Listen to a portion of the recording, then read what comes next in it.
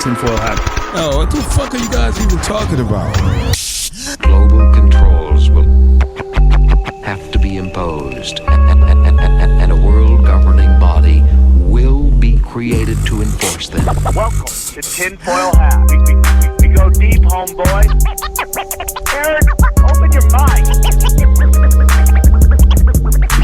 Drink from the fountain of knowledge. There's lizard people everywhere. That's some interdimensional shit. Wake up, Aaron. This is only the beginning. Dude, you just blew my mind. Are you ready to get your mind blown? Good morning, Swarm, and welcome to Tinfoil Hat. You know I am. You know I'm here to do. I'm here too. Rah! As always, Xavier Guerrero, and on ones and twos, Jay Nice, Juicy Johnny, live from the Wise Wolf Gold and Silver adjacent studios. That's right. Go to SamTripoli.gold. Use the promo code TINFOIL, and just nothing but hangers, nothing but bangers. Get precious metals sent right to your house. Join the Wolf Pack today. We got a banger. We got JTFollowsJc, and this goes deep, dude. This is one of the best episodes we've ever done. I thought it was absolutely amazing. What did you guys? I hope you guys enjoy. Anything else, guys? No, hit that like button, subscribe. Go to SamTripoli.com. Get my dates. I got Comedy Chaos coming up, and then the 18th through the 20th of July, you can see me live at the Comedy Club in Kansas City. Johnny, do your dates. Yeah, sorry, or whatever. Come hang out on Twitter at Johnny Woodard. I'm there. All right, enjoy this episode. Drink from the fountain. All right, let's get into it. He's on the show before. He always crushes it, and happy to have him back. He's a podcaster, a researcher. He's a Christian bro. Let's go. Please welcome JTFollowsJc. JT, how are you, buddy? I'm doing awesome. Appreciate you having me back on, Sam. It was a lot of fun last time, and I couldn't wait to come back on. It's been a while, brother. We should make it this long. Thank you so much for coming on. Really looking forward to talking to you. For those who may not be familiar with your last appearance, can you tell us a little bit about yourself and where our listeners can find you? Yeah, sure. I think last time I was focused, my buddy and I had just produced a documentary movie called Ancient Angels, which, you know, by the title you can tell it's obviously a play off Ancient Aliens. Appreciate you plugging that. Yeah, so obviously we talk about Nephilim, angels, demons, aliens, all the same kind of things, the megaliths, and which is kind of interesting transitioning this topic where a lot of the focus has been about the buildings, you know, whether they're pyramids or what we're going to talk about, like old world stuff. But I have a podcast over on YouTube, Spotify, all the things, TikTok, Instagram, Facebook, JTFollowsJc on pretty much everything. And yeah, man.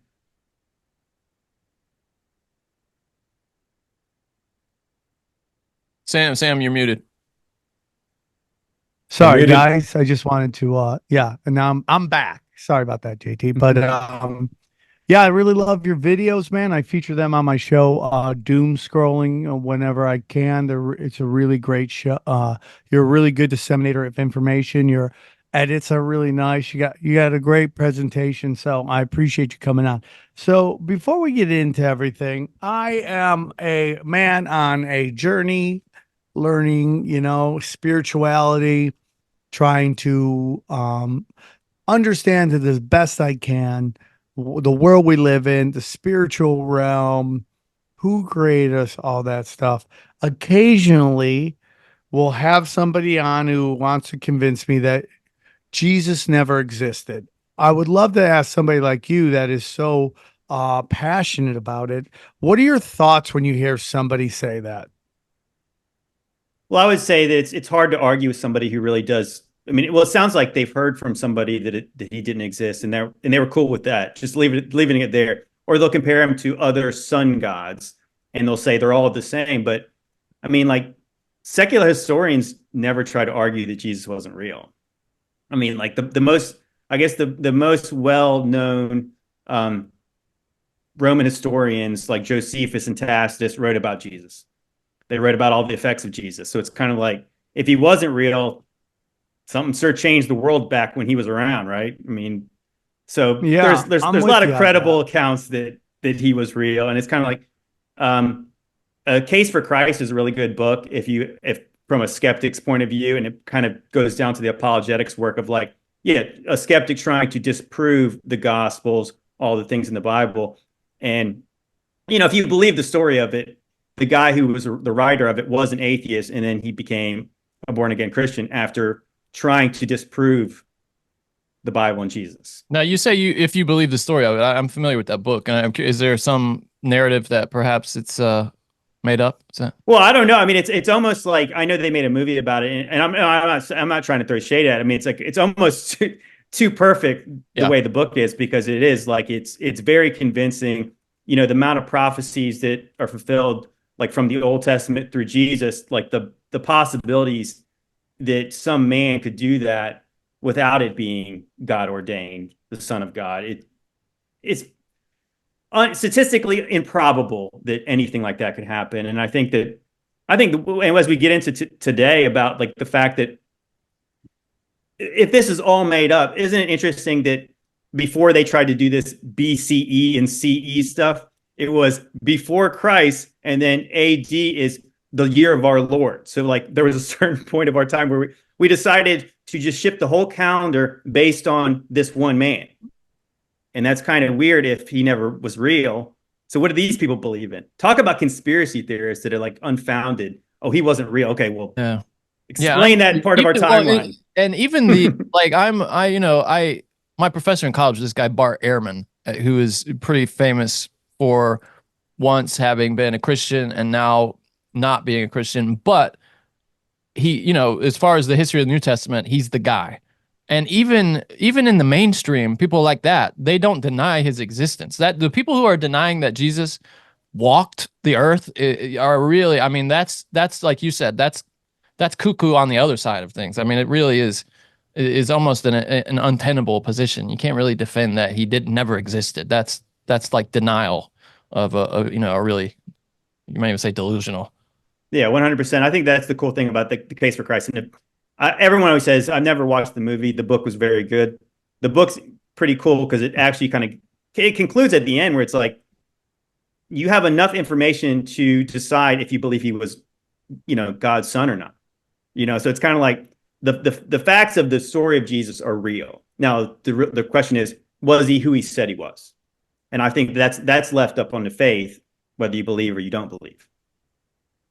Respect on that. And again, like, I have to have everybody on this show. I can't just have people I agree with, because then it becomes an echo chamber. So I can't have people on occasionally that will push that. I don't really like to get into that narrative, just because I feel like Christians take a beating everywhere else. I don't want to add to it, and it's of my faith. So I do, and it just makes me want to be a better person. So that's why it's real to me. So, and I follow these teachings. I try to be a good person. I try to put love. I try to, in this chaotic realm we live in of the occult, it makes me want to be a better person. And I just wanted to ask you that. So I don't want to start off by weird, but I thought you'd be a great person to ask that question too. So hope that was okay. Oh, absolutely. It's funny. So when I first started, like, before I had a podcast, I used to do just like TikTok lives, and I used to get all kinds of people come in there, obviously. But I would even go back to them and say, oh, let's just say I'm wrong about what I believe. Like, what I believe based on what Jesus has taught me is that I'm supposed to put others in front of myself. I'm supposed to deny myself, and I'm supposed to love people even when they hate me. I'm supposed to treat people right. So if I do that and I'm wrong, I'm still making the world a better place by doing that. And if you say he's not real and therefore I got to choose me, well, that's the kind of world we kind of live in right now. It's like when the people who deny him and then they choose themselves, well, you get the selfish, kind of greedy, self-consumed world that we have. And so even if I was wrong, I would still be right.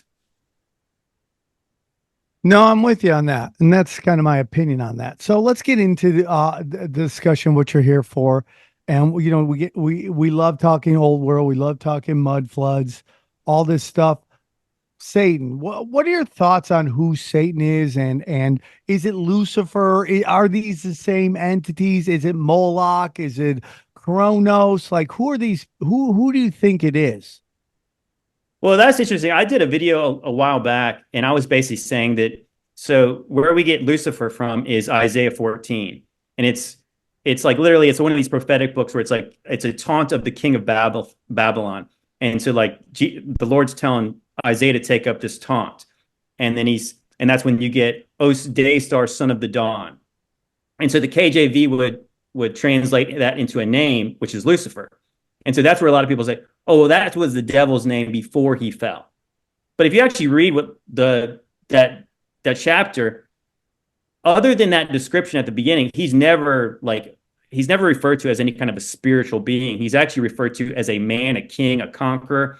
And I decided to at one point that I think it's more likely that was talking about Nimrod. Nimrod is viewed as maybe as Gilgamesh, another sun god, and how it's described is you're trying to build up your throne above the clouds, up to the stars of God, above the stars of God, but you're going to be cast down low to the pit. And so like this is like a man who was trying to put himself on par with the God's angels, and he was cast down. And so that I basically came to this conclusion by in Revelation 9:11, it says that the king of the bottomless pit is Apollyon. So Lucifer and Apollo are obviously described being very similar. So it was my conclusion that Lucifer and Apollo are the same. And so Apollo in the Greek mythology was Zeus's son. So Zeus I think was at Revelation 3, it mentions Satan's throne in Pergamum, Turkey. And Pergamum, Turkey had this altar to Zeus. So it's a likely assumption that Jesus was speaking of Satan's throne being an altar to Zeus that was in Turkey. So in my mind, I'm thinking like Zeus would be like the devil. His son would be like Zeus's son, Apollo. And so I came to the conclusion, I believe that Nimrod was a Nephilim. He was likely literally the son of the devil. Like basically like in the first prophecy in the Bible, you have God telling Eve's seed is going to crush the head of the serpent seed. And I believe the serpent seed was literally Nimrod. He's like the first Antichrist. He's like the last Antichrist. And so the devil, it's kind of anybody's guess. But I mean, I think that like the head of the gods, I think he's like, you might know him as Zeus. Maybe you know him as Thor. Obviously, all these storm gods are kind of all the same. That's so interesting. So a lot of these Marvel comic guys are just like the bad guys in some weird way. Well, like I said, it's interesting because like, that's how I would say that the devil has deceived people is because if they're looking for the red guy with horns, the pitchfork, they're like, okay, everybody sees him coming. Everybody knows that Marilyn Manson's a Satanist, right? But we know that the people, the elites, they would claim, oh no, we don't worship that. We're not like that. We worship a God of light. And so who's the God of light? Chris Hemsworth, a good-looking blonde-headed guy who's actually the good guy, right? And I said it's interesting in the Marvel movies, like I said, they turn everything on their head, where you have Thanos. This is funny. This is like the similarities between Thanos and Jesus. So Thanos' goal is to snap his fingers and make half of humanity disappear, right? His ship's called the Sanctuary. And so in Infinity War, the first thing he does when he shows up is he says, destiny arrives all the same. Now it's here, or should I say, I am.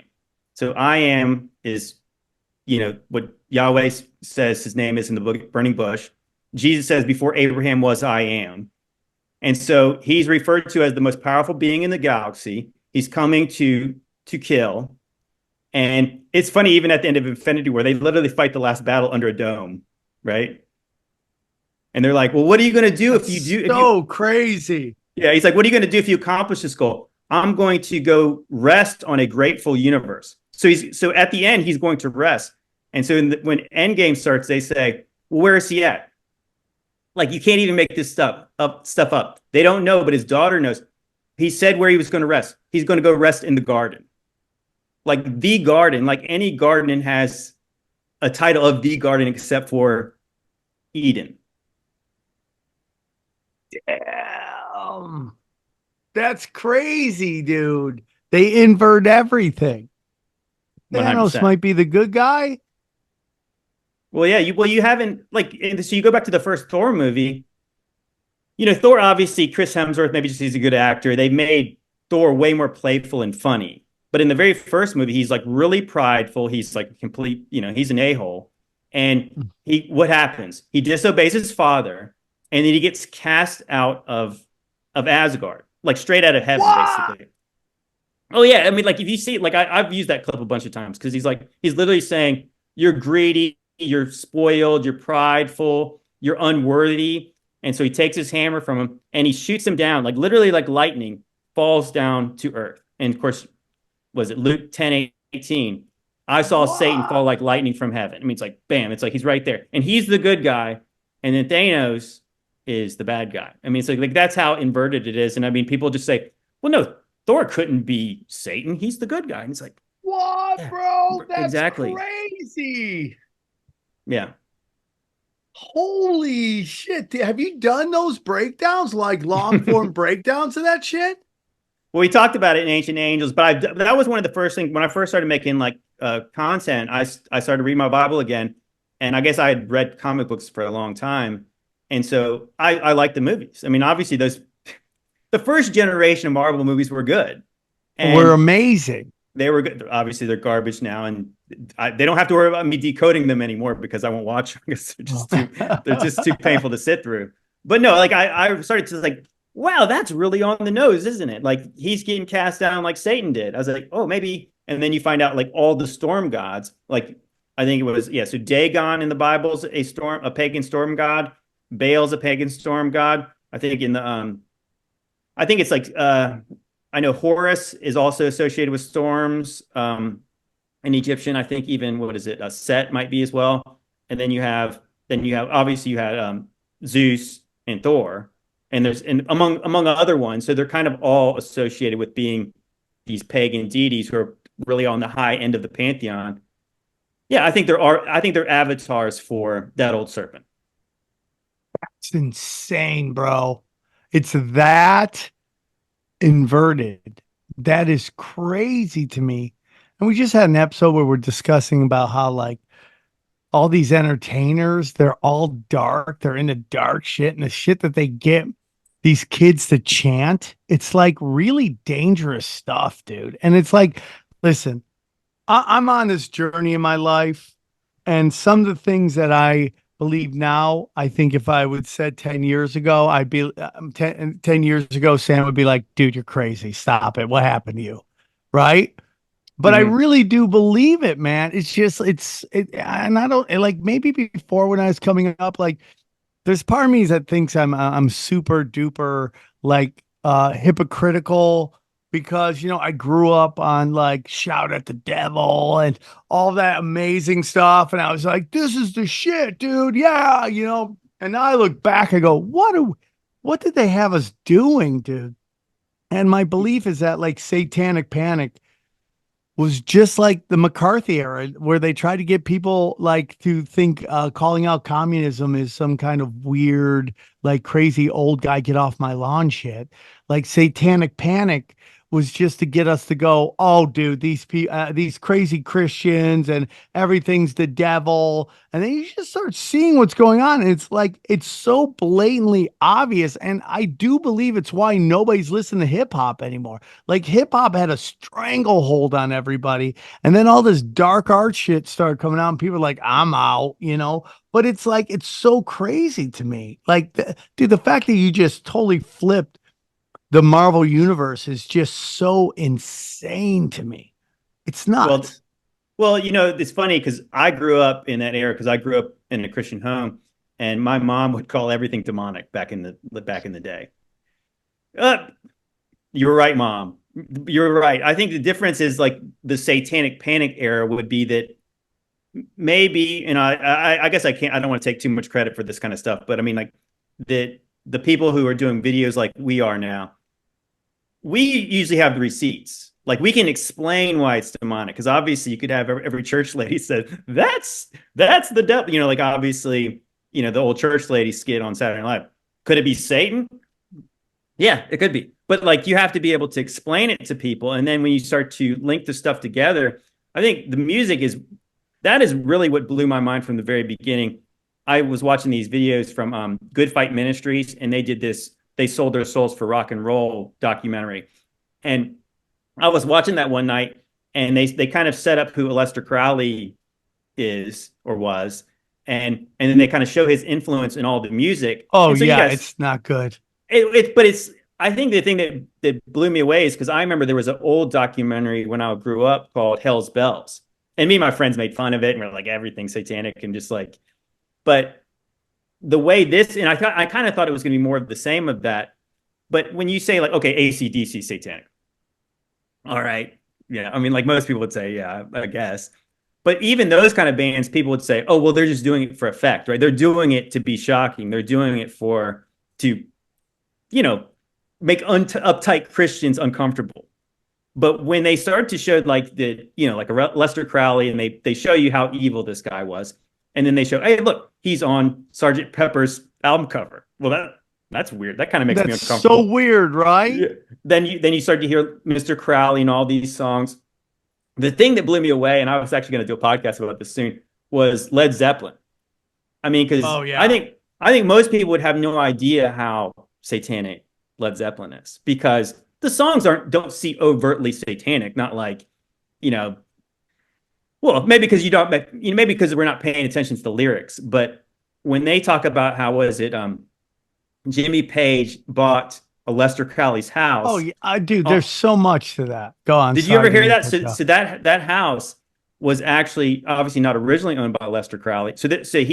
Lester Crowley owned a house on Loch Ness, Lake Loch Ness. Yeah. And this property was supposedly built on, it was a former church property, and the church had burned down. Well, the church burned down with the congregation inside the church. Oh my. Yes. And so they actually had like a tunnel or like some kind of a thing where you could get to the house to a graveyard for the people who burned down in the church on that property. And so like I think Lester Crowley had people who worked for him, their kids died in that house. I think Jimmy Page had somebody associated with him die in that house. The guy who bought the house after them unalived himself. And then you're seeing like, oh my, like it gets way worse. And you're like, so why would anybody, I think even Jimmy Page bought a magic place or something like that was formerly a Lester Crowley's. You know what's so interesting about Led Zeppelin is like, if you say something to 50 and older, and I say the statement, Led Zeppelin are frauds, okay? They'll lose their fucking skull. And I even use Led Zeppelin as like the pinnacle of like art. Like when I talk about LA comics, they're all Nickelback, but they walk around like they're Led Zeppelin, even because that is the standard. I mean, good friends of mine have always said Led Zeppelin is the greatest band ever. But when you really break down, there's so much of them is just fraud, dark shit, dude. It's like they stole so many songs, and like they were so tapped into the dark energy that they really didn't even change the names of the songs they were stealing. They just didn't care because they were such playing ball. I mean, they stole from bluesmen left and right, dude, and didn't even change the name of the song. And then you find out like how dark arts, like this to me is the epitome of like when we talk about selling your soul, like you're so in with the in crowd of these rich ass kids. Like if you like, to me, like when people talk about Aleister Crowley, like a lot of him is just like Paul Bunyan shit too. Like there's this like, he made love to 90 women while playing chess against 20 guys. And it's like this crazy ass thing. They want to build him up. But I think at the end of the day, he took a lot of what we call esoteric, thoughts and beliefs and rituals, let's say, like the Hermetic principles or whatever. He took them and he just inverted them and put it out as his dogma. And because he was a rich kid, like all of his friends were so dialed in that it just got exploded everywhere. And like, do what thou wilt is like gave basically a green light to everybody to get into the low vibration. And I just think that I'd like, you talk about the last Antichrist. Sometimes like was Aleister Crowley an Antichrist? Sometimes I wonder that based on like how much of an influence he has and how much they just show homage to him on all of his work. It's like super. I think he called himself the Beast 666. so he was likening himself to one. But as we start getting into the topic, I believe that the Antichrist was Nero. Like I said, I came to that conclusion. Nimrod or Nero? Nero. Well, I think that, so the way I interpret the Bible is that there is a man who gets basically in the spirit of the Antichrist comes out of the pit. That was a Nephilim spirit. You think about like in the book of Enoch, it says the deceased Nephilim became unclean spirits and some were left to roam the earth like demons. And then the worst ones were put in the pit. And so Revelation 9 talks about the angel who lets out the king of the bottomless pit, and he's the beast that he's been given authority to conquer the saints. So I believe that like a man like Nero, the emperors of Rome, literally were possessed by this spirit. And interestingly enough, the emperors Nero, Caligula, and Domitian, all kind of the contemporaries of like the apostles, claim to be reincarnated Apollyon. Crazy, dude. Yeah. It's so crazy. Then all this darkness that's out there, going back to our discussion of Jesus and, people's problems with Christianity and stuff like that. And, it's like if we talk about all this dark arts, all this symbolism that's going on, whether it's in entertainment or in politics or any of that stuff, if there is darkness, it infers there must be light as well. That's my humble opinion. Hey guys, real quick, I want to tell you about our good friends. They're back, Manscaped. That's right, guys. You need to trim those bad boys. You need to do it with the best of the best. Okay, the Ginsu sword of shaving your nuts, and that is Manscaped. Bah, bah, bah, bah, bah. Listen, ladies and gentlemen, it is my pleasure to announce that Smooth Sack Summer is officially upon us. Bah, bah, bah, bah, bah. When you're playing in the summer sun, make sure you're groomed your pubes to bum. I love that. Thanks to our friends at Manscaped, you can make this season your smoothest yet. The Performance Package 5.0 Ultra is the ultimate bundle to keep your boys downstairs cool while looking hot. Join the 10 million men worldwide who trust Manscaped with our exclusive offer. Get 20% off plus free shipping when you go to manscaped.com. Use the promo code TINFOIL. Summertime and the trimming's easy, dude. Okay, listen, man, I got high and tight nuts, all right? They're high, they're tight, all right? And you can nip real easy, okay? I don't have the long hanging where you get a lot of canvas to work with. I got these things I go, how did I get anybody pregnant? That's what I honestly think. So I just wondered that myself. What's that? Yeah. I wondered that about you too. Yeah. So I just shave them up and feel good about myself. Thanks to Manscaped. The Manscaped Performance Package 5.0 Ultra has everything you need to prepare that summer bod. Inside the Manscaped Performance Package 5.0 Ultra, you'll find the star of the show. That's the Lawnmower 5.0 Ultra. Their 5th generation trimmer features 2 interchangeable next-gen skin-safe blade heads, a standard for taking a little off the top, and a new foil blade to go smooth wherever your heart desires. They also have a dual LED spotlight to provide contrast on multiple skin tones, 3 length setting combs, and oh, did I mention, this trimmer is waterproof too.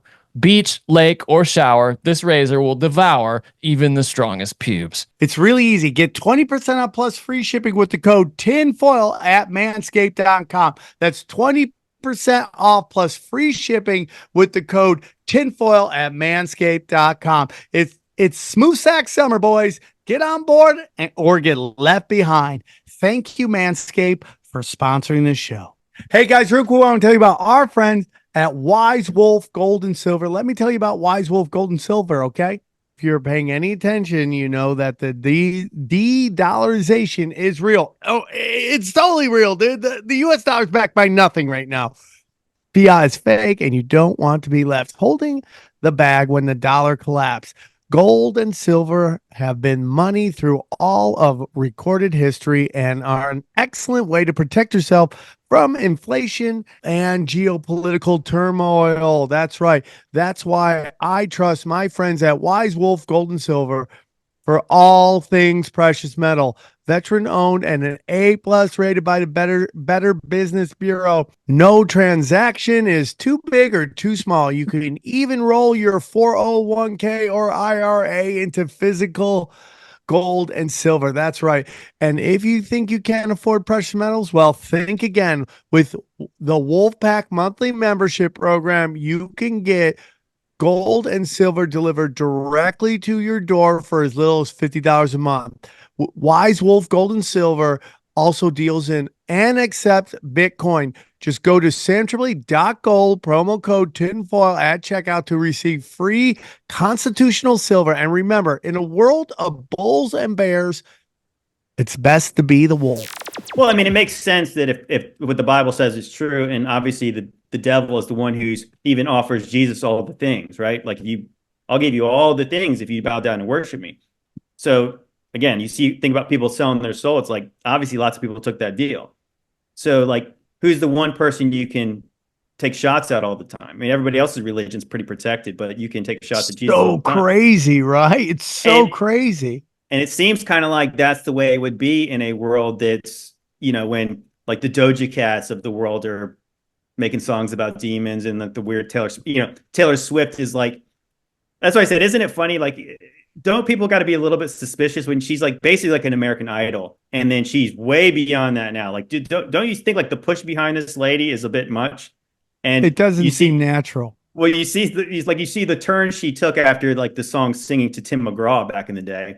And she becomes this pop star and like literally doing, witchcraft on stage. And then her boyfriend is Mr. Pfizer.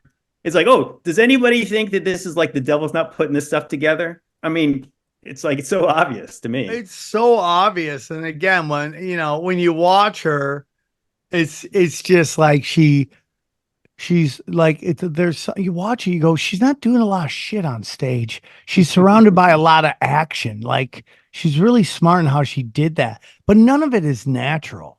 That's the whole thing. Is like, people can get mad at me all they want. You don't like to hear the truth. That's fine. But it doesn't change the fact that her dad basically bought her the record label. And they blew it up. How long do you think she runs for? I mean, she's almost 35 now, but she goes to 40. Is she one of them that lasts, like, she'll be doing breakup music at 70? I do think, if you study, like, I live in Hollywood, unfortunately. I would love to move, but I have kids here, so I have to stay here for as long as they're here. But if you study like comedy, like all these female comics were all like, I don't need kids. And then at the last second, they Hail Mary past it and had a kid. And so if we take that and we apply it to Taylor Swift, I think she's a couple years old. I think we're going to see something happen real quick. I think that's what the whole Taylor, Travis Kelce thing is. We'll see if he wants to have a kid with a flat-ass white girl.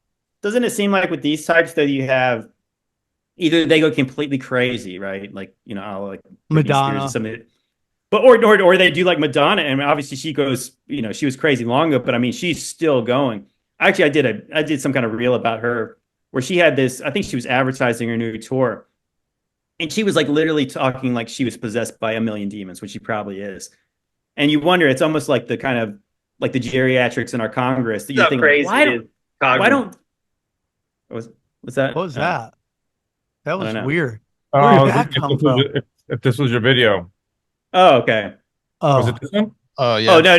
Yeah, No, I did one about a while back about, it was Madonna. Yeah, she has this advertisement for this new tour, and she's talking about like, it's not who I've been, it's how many I've been, and like how I'm been here for hundreds of years. And it's like, it sounds like she's literally channeling spirits. And then, of course, obviously her face is all grotesque now. And like, Like, lady, give it a rest. It's like I said, it's kind of like the geriatrics in our Congress, where you're like, isn't this enough for you guys? Like, at what point do you want to say, go chill out, enjoy all the money, all the fame? But no, they continue to go, and I think that, to me, that seems like another deal with the devil, that like they can't, they literally can't stop. Oh, well, she said she's finding out you can't get your soul back after you sell it. And then right after that, she starts going on this weird ass run where she looks like an alien cat. And Ryan Long had the funniest joke about how like her plastic surgeon can't get work anymore because of how bad her plastic surgery is. But it's interesting, you know, and we just heard, I want to get into the old world because it's into something that I want to talk about. But it's like, do you think we're witnessing the end of days? Like, it seems like these Abrahamic religions, like, I don't know, man. I said this on stage and maybe I'm wrong and you can correct me if I'm wrong, but I have my opinions on October 7th. Doesn't really add up to me. Doesn't make a lot of sense. And I part of me gets like, I don't know, there's part of me when I was a kid, I always thought about the apocalypse and the end of days and you know, that it would be like this battle of good versus evil and not some false flag done by Netanyahu. And but as we heard, it seems like we're hurling towards it. What is your thoughts on all that? Well, that's a great segue, because when I first started making videos, I was like, obviously this is the end times. And what else would the end times look like after 2020 and everything, like in the jab and all that stuff? And you're like, this seems like something shifted. Everybody noticed it. Well, everybody who's paying attention noticed the shift. They even openly advertised that normal's not coming back anymore. And you're like, well, how do they all know that? How are they all saying that? Because something really did shift. And it's interesting when you think about interesting. Well, you think about like Aleister Crowley talked about the New Age. And I think most people don't really understand what New Age means. They just think it's some hippy dippy, you know, mantra. But literally, they're talking about like shifting from the age of Pisces to Aquarius. Now, some people believe that we shifted over. I'm not sure. Obviously, I'm not into that, like basically the stargazing as much, but I'm interested in it because I know that they are. But some people believe that we shifted literally in like December 2020 or like January 2021 to the age of Aquarius, where, you know, it's funny, like Pisces being the fish, Jesus fish, right? The age of Pisces. Then you go over into the age of Aquarius. It's the water bear, which people like Aleister Crowley talked about the New Age, and that was going to be the age of Horus. Think Horus, think the dollar bill, you know, the Illuminati eyeball, all that stuff. And so whatever happened, like, I mean, I think that's the thing I'm still convinced about. Something shifted. It felt like whatever the elites used to do that was a little more subtle, it's almost like they didn't care anymore. Yeah, it seems like that. This is happening.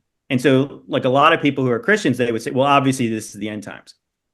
Well, so I was feeling like that, but then I started to look back into like a lot of the other conspiracies. Eventually, I started reading my Bible better with fresh eyes. And I was like, you know what? A lot of this stuff in the Bible actually seems like it already happened. Then you continue to go down the rabbit hole and research. And then like, you get into like the mud flood Tartarus stuff. And you're like, what do I do with this now? That there's literally like this shift that happened in this world. At some point, the Bible doesn't talk about it, or maybe we don't think it talks about it. The history books don't talk about it. Nobody talks about it. We just see these these creepy old pictures with mud everywhere. Then you got these strange buildings everywhere. And then you have like an eschatology for Christians that says support Israel no matter what they do, even if they're bombing, you know, kids and families.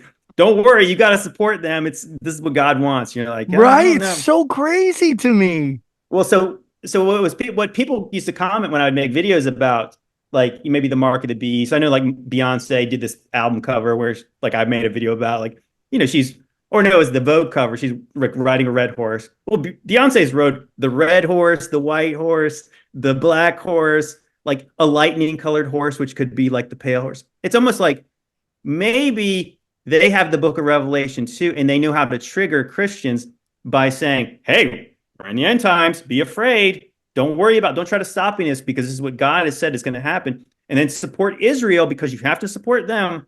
They're the good guys, remember, in the Bible. Remember them. They're the chosen people. And it's like, it almost does seem it's too on the nose. Is it the tail wagging the dog? Where they want you to believe you're in the end times, and they don't want you to question the other things. Like, they don't want you to look into the past because you're looking for the mark of the beast, the one world religion, all the other things. What if that already happened? What if there was evidence that all the things that Jesus said were going to happen happened a long time ago, and that there was actually a time of peace that's never been talked about? It's called like the Dark Ages and stuff like Oh, that. snap, dude, I'm all about this. This is great. Timelines are just completely messed up, but yeah, because you kind of study like, was 1,000 years like just erased from our timeline? Is it a day? Was 1,000 years added? Was 1,000 years taken away? Was the reign of Jesus taken away? What really happened back then? What is our real timeline? And you're totally right. Maybe this is the end of this cycle, the Kali Yuga or whatever you want to believe, that is this low density, dark time when we're at our darkest, densest moment. And maybe we're going to move into a higher vibrational time. I don't know, but I find that really interesting, dude. And I think about that all the time because you're like, it's going to get darker. It's going to get crazier. Well, it's pretty effing crazy right now. Well, here, let me read this one part of Revelation for everybody, because I think this is kind of where this kind of really sets off. And this is Revelation chapter 20. So the setup is that this is after the Battle of Armageddon. So Armageddon happens. Jesus chops up a lot of people. He throws the beast and the false prophet into the lake of fire. And then it says, "Then I saw an angel coming down from heaven, holding in his hand the key to the bottomless pit and a great chain. And he seized the dragon, the ancient serpent, who is the devil and Satan, and bound him for 1,000 years. And he threw him into the pit and shut it up and sealed it over him, so that he might not deceive the nations any longer, until the 1,000 years were ended. After that, he must be released for a little while." Okay, so that's kind of what we're going to get into. And then I'm going to skip down to where it says, and this is verse 7. "And when the 1,000 years were ended, Satan will be released from his prison, and he will come out to deceive the nations that are at the four corners of the earth, Gog and Magog, to gather them for battle. And their numbers like the sand of the sea. And they will be marched over the broad plain of the earth, surrounded the camp of the saints, the beloved city. But fire came down from heaven and consumed them. And then the devil deceived them, was thrown into the lake of fire and sulfur, where the beast and the false prophet were. And they were tormented day and night forever and ever." So, as a Christian, as somebody who read Revelation and like was confused about it a lot of times, I'm like, you always got to that part. You're like, okay, so God, they throw in the beast and the false prophet, but the devil is not thrown into the lake of fire. He's not allowed to deceive the nations for 1,000 years, but then he's allowed to after the 1,000 years. And you're like, well, I wonder what that would be like. Like, how would he possibly deceive everybody? And then you think, well, what if the way he was going to deceive everybody would be lie about our timeline, destroy buildings, destroy books, try to alter history, maybe add time, maybe remove time. And then you really think about it, like, that's when I started to like look into the mud flood stuff. And I was like, you know what? It seems like our history is only about as old as America. Have you guys noticed that? Like from 1776, like we have almost like an idea of what happened. But before that, it's always like, even if you like look into the history of what they say, I know Wikipedia is not the best source, but a lot of times they'll say like, well, the Romans were really advanced, but we really don't know how they did all certain things. And you're like, but didn't they write everything down? Shouldn't you have good records of all the stuff that they did? And then they would have like buildings like the Pantheon in Rome. Like if you look in Wikipedia, it's like it was built sometime between the 1st century and like the 5th century. So like 500 or 600 years. So obviously you guys have no idea when it was built. And then you kind of see that a lot of history is like that, where how hard should it be for historians to figure out when Rome fell? Like people debate that up to hundreds of years. And it's like, so then the history we've been taught is obviously taught through the lens of, hey, remember, history is written by the winners. Who are the winners around here? Would be like Rockefeller, JP Morgan, Andrew Carnegie, Vanderbilt. Oh, that's convenient, right? So like these guys tell us exactly how everything was. And they literally have a show on the History Channel, The Men Who Built America. Well, they did a pretty good job building it really fast, didn't they? And I think America is the place where the timeline really is kind of exposed as being like, if you think about it for 5 minutes, you're like, do all these big cities in America really make any sense? And then when you see the buildings and you hear the story about like the cowboys and the gold rush and all that, something like that doesn't make a lick of sense if you actually think about it for 5 minutes. Dude, it's crazy, bro. It's so crazy. And like when everyone goes, is everything a lie? I go, yeah. I mean, I hate to tell you. Yeah, I mean, let's not even get into timelines. The food you eat is poison. The air you breathe is poison. The water you drink is poison. I mean, where do we stop? I mean, it's like it's crazy. I know you don't. Most people just don't want to spend time thinking about it because they think it's a lot of work. But once you get that little base where you're like question everything, it just all starts to come together. You start to see it's a giant lie. Everything is a manipulation to get you farther from God. Even, it's like everything, like this country, like everyone's like, yeah, some guy got lost and he just found it. And it's just like he was here. And you're like, that makes no fucking sense whatsoever at all. It doesn't make any sense. And then from there, we just blew this thing up and it's just crazy to me. So wherever you want to go with your discussion, I know you had some talking points, and I kind of got you off track. But it's basically what I want to talk about. No, that's funny because it's like the only reason we believe this stuff is because again, like the school system that Rockefeller has basically started was like this is how we know. So obviously he's a big responsibility for like the basically modern medicine. The food, that's the worst part is the modern medicine part. So obviously all the things, like he's a big part of that. So like we have this idea of history that Columbus was looking for India, right? He decided going the opposite direction was somehow going to be faster than the normal way, right? Because he knew that the Earth was a globe, right? But still, why would you know that going the other way would be right? So then he gets there. And then he thinks everyone there is from India, right? So they're all Indians. Well, how soon did he realize that he couldn't trade with them? Because that's what he was looking for, like a better trade route. Did he realize that they didn't speak the language that he was looking for? It's kind of like, yeah, how stupid do they think we are? And then they think we're dumb. Well, so like he finds an island, and then the Spanish send out more ships, and then Amerigo Vespucci finds the place, even though his name was Alberigo back in those days. They said, hey, let's name both continents after this guy's first name, even though it's really not his first name. It's like they discovered a place that had lots of people there, buildings, pyramids and everything, and they get credit for it. But I think even that finding out that lie was something. It's funny because even like I guess in the South Americans, they worshiped a god called Amaru.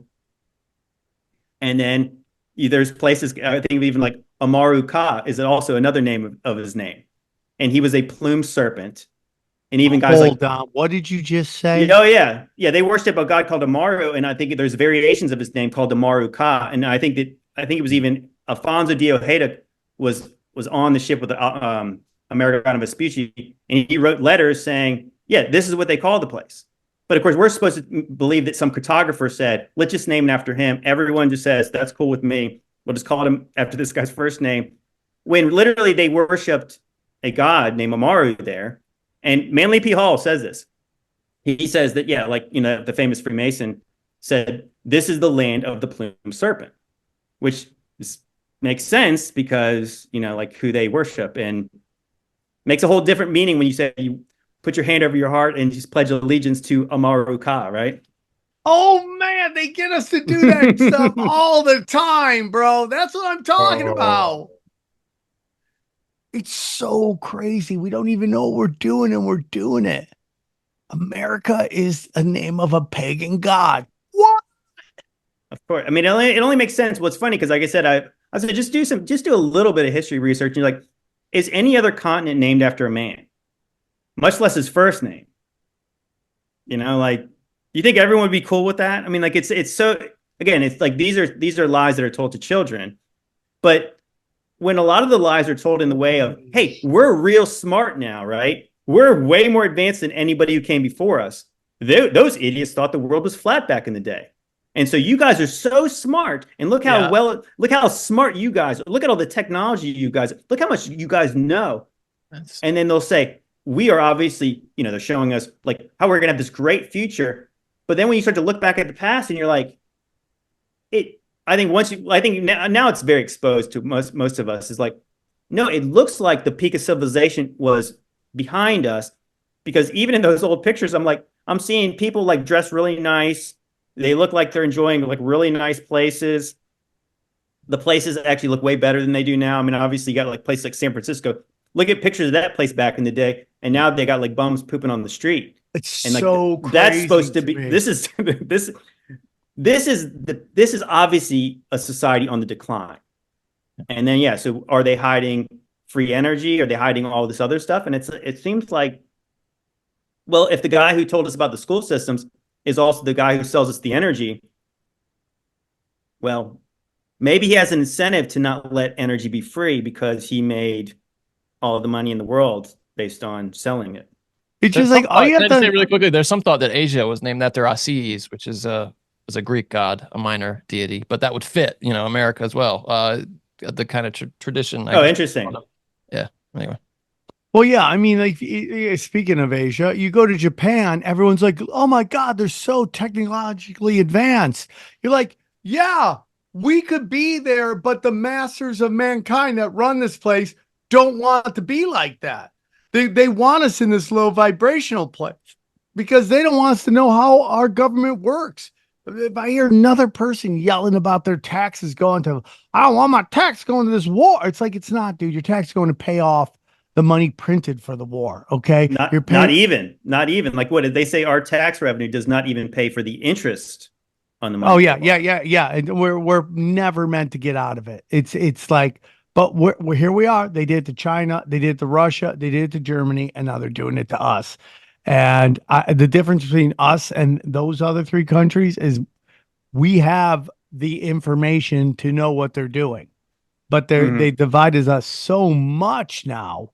They divide us so much, and people just have, it's just so weird to me. Like when you just see the vibrations of people, like, not that there isn't any woo-woo people. Like there's that really hot blonde woo-woo chick that like has dreadlocks and she sings and she smiles and you're like, that is the hottest chick ever.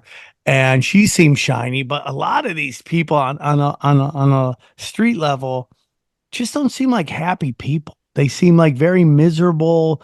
They're rough. It's like rough looks. And then you look at the other people who are keeping it simple, getting closer to God and what their belief is God. They just seem like happier people. And that's how I feel about that Professor Dave guy. Like that guy, I've watched a lot of his videos just to kind of figure out who he is. And he seems miserable, man. I mean, so angry. Oh, just so, I think he's kind of funny when he's doing that, kind of debate thing and he's just shitting on people. I like that kind of comedy. But dude, he seems like genuinely, I don't think I've ever seen him smile. Like throughout that whole debate, anybody would tell a joke or something, and you just look at him and he's just like this. Like he looks like he just mean mug him. The weight of the world on his shoulders. Yeah. It must be miserable to live that kind of, just such a small world, Hey guys, let me tell you about Undertac, our new underwear sponsor. Let me tell you about Undertac. Guys, when you're spending half of your day sitting down, you want to be as comfortable as possible. You don't have time for irritation. We're all tired of the riding up, all that constant adjusting. It's got to stop. My friends over at Sierra Whiskey Co. have made it their mission to make the most comfortable underwear that ever hugged two cheeks. Come on. Their most popular Undertac boxers aren't your typical men's boxers. They're made with Modal. Think of that like cotton, just way better. It's 50% more moisture wicking. It's antibacterial, and it's way softer than whatever you've got going on now. Undertac stays in place with a sturdy yet comfortable extra wide waistband, and the fly design is brilliantly straightforward. Exceptional comfort, twice the guarantee, a fraction of the price, and they even donate a portion of their profits to organizations actively in the fight against human trafficking. Stock up today. So here's what we want you to do. Go to Undertac. That's under UNDERTAC.com. That's Undertac.com and use our exclusive promo code TFH20 for 20% off site-wide today. That's Undertac.com, spelled UNDERTAC.com, promo code TFH20. RH20 for 20% off site-wide today. I can't wait. But even if you get into that whole thing about just like, because we're talking about spirits was trapped down here, walking dead Nephilims, walking the earth. There's this whole debate that AI is dead Nephilim spirits. And well, Elon Musk basically said as much, right? He was saying that AI was summoning the demon. I mean, it's like was he being literal? He's an interesting guy because he is full on in the masters of mankind. He's working with them. He's doing their bidding. But part of me thinks he also is like, oh, dude, what are we doing here? It's like it's just weird to me. But it's interesting times, man. It's interesting times. Like we talked about the mud floods a little while ago, and it was just like, is it happening? Is it going to happen again? Are we all just going to get buried? You know what I'm saying? Well, I think that's probably, I would say, the non-Christian view of it, because I think they do give the controllers too much credit. I mean, because what you see with the mud flood, it had to be like an earthquake that was like so massive that literally it was like liquefied the soil and buildings sunk, because like it doesn't. I mean, there could be another possibility. Okay, that makes more sense. That makes more sense. When I think of mud flood, I think there's these huge mountains and it rained and then the mountains came towards me. But if you're saying that it got so hot that the earth kind of like the cement and floor melted kind of and it went downward. Well, what they call it, there's a term called liquefaction, where it's like, can you imagine if you had like an aquarium and you had all the stuff at the bottom of it and you had like a little castle there and you shook it real violently until like the thing started to lower its level. I mean, that's one belief. I mean, obviously, I guess we're in the realm of speculating because, I mean, hey, like they don't tell us what happened. I mean, even like I said, you can go to every basically old town near you and you find evidence of this, like the buildings that, weird things where like the windows are like at the ground level, or like they're midway down the ground, like the road comes up. There's so much evidence of it everywhere. It's funny, even like, so when we did Ancient Angels, we talk about the megaliths and stuff. So a megalith that was in the news recently was that guy, Jimmy Corsetti, Bright Insight. He was mentioning the World Economic Forum was not letting them excavate Göbekli Tepe. Whatever. Who cares? I mean, it's underground. I saw that. There's lots of stuff that are underground. I mean, like they excavated enough of it to find out there's megaliths under the ground. What I want to talk about is the stupid stuff that they say about that place. Oh, they buried their own temple complex. Oh, did they? And they made it level all around, right? Or maybe it's buried like everything else is around this whole realm. Like just even like with the Moai statues in Easter Island. Like, guess what, guys? They got bodies. Okay, so how did they get buried like that? Like there's literally 20 feet under the ground. And then so like when you go to like a Christian guy like me, in the book of Revelation, I made a reel about this and obviously pissed off a lot of Christians who are looking for the rapture. I said, Jesus is warning cities or churches in the book of Revelation. They're the 7 churches chapters 2 and 3 are about these 7 churches that are in Asia, all in like modern day Turkey. And Jesus is saying, repent because this is about to happen. Judgment is coming. And if you don't get right with me, I'm going to come at you. Okay, so places like, Sardis, Turkey is a really interesting one where these churches are no longer exist. And not only do they not exist, but again, they have to excavate them and they find pillars, columns that are 20 feet under the ground. And when they dig them up, they look partially melted. So there's evidence all around this place of that things that were once old. Isn't it funny too, like Roman bathhouses? Oh, guess what? They were trying to build a subway or something, and they discovered listening. Go on. They discovered a bathhouse under the ground, under the street. It's funny, they're always bathhouses. I mean, like that's like the Romans didn't build anything else. The point is, there's buildings under the ground that, like, literally, there's like a civilization that we built on top of. Like places like was it in Sacramento, Seattle, Portland? They have underground sections. Atlanta, like these more primitive people than us decide we're going to dig way into the ground and build our stuff under the ground because it's so easy for us to do that. When we know if we don't do that because it's difficult, even though obviously I think everybody would want to have a basement if they could have one. But where I live, they claim the water table's too high because I live at sea level. I'm like live like right by the beach. We can't do that.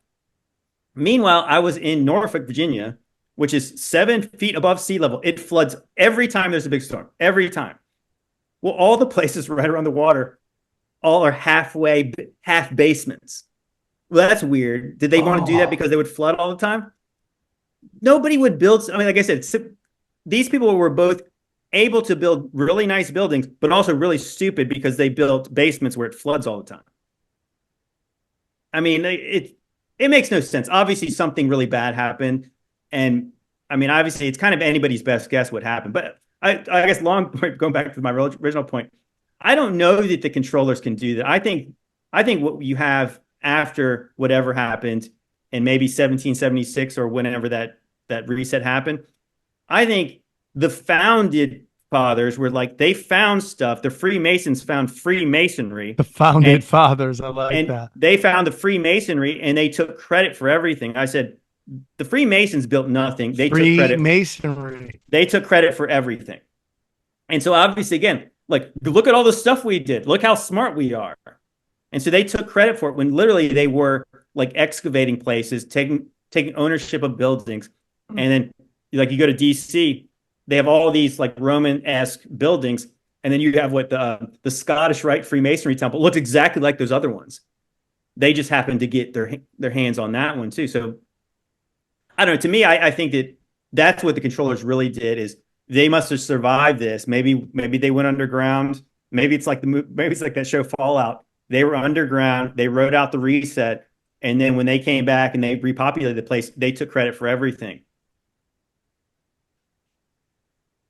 I'm with you, dude. Who was it? Johnny, was it you that I was talking to about that? It's like the Bears in Michigan that move into houses. They're like, this is my house.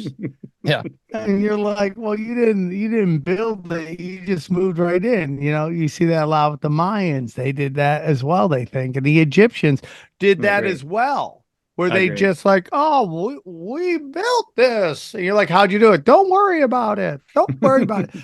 We had Analog on like I think 2-3 weeks ago, and he was talking about they just kept digging, and like one area they dig down so far, they found 4 different levels of civilization, and on the lowest level, it was like somewhere in America, I think it was, they found Chinese writing. So it's like, who knows how many times this stuff has happened? It's just crazy to me, but I love the melted.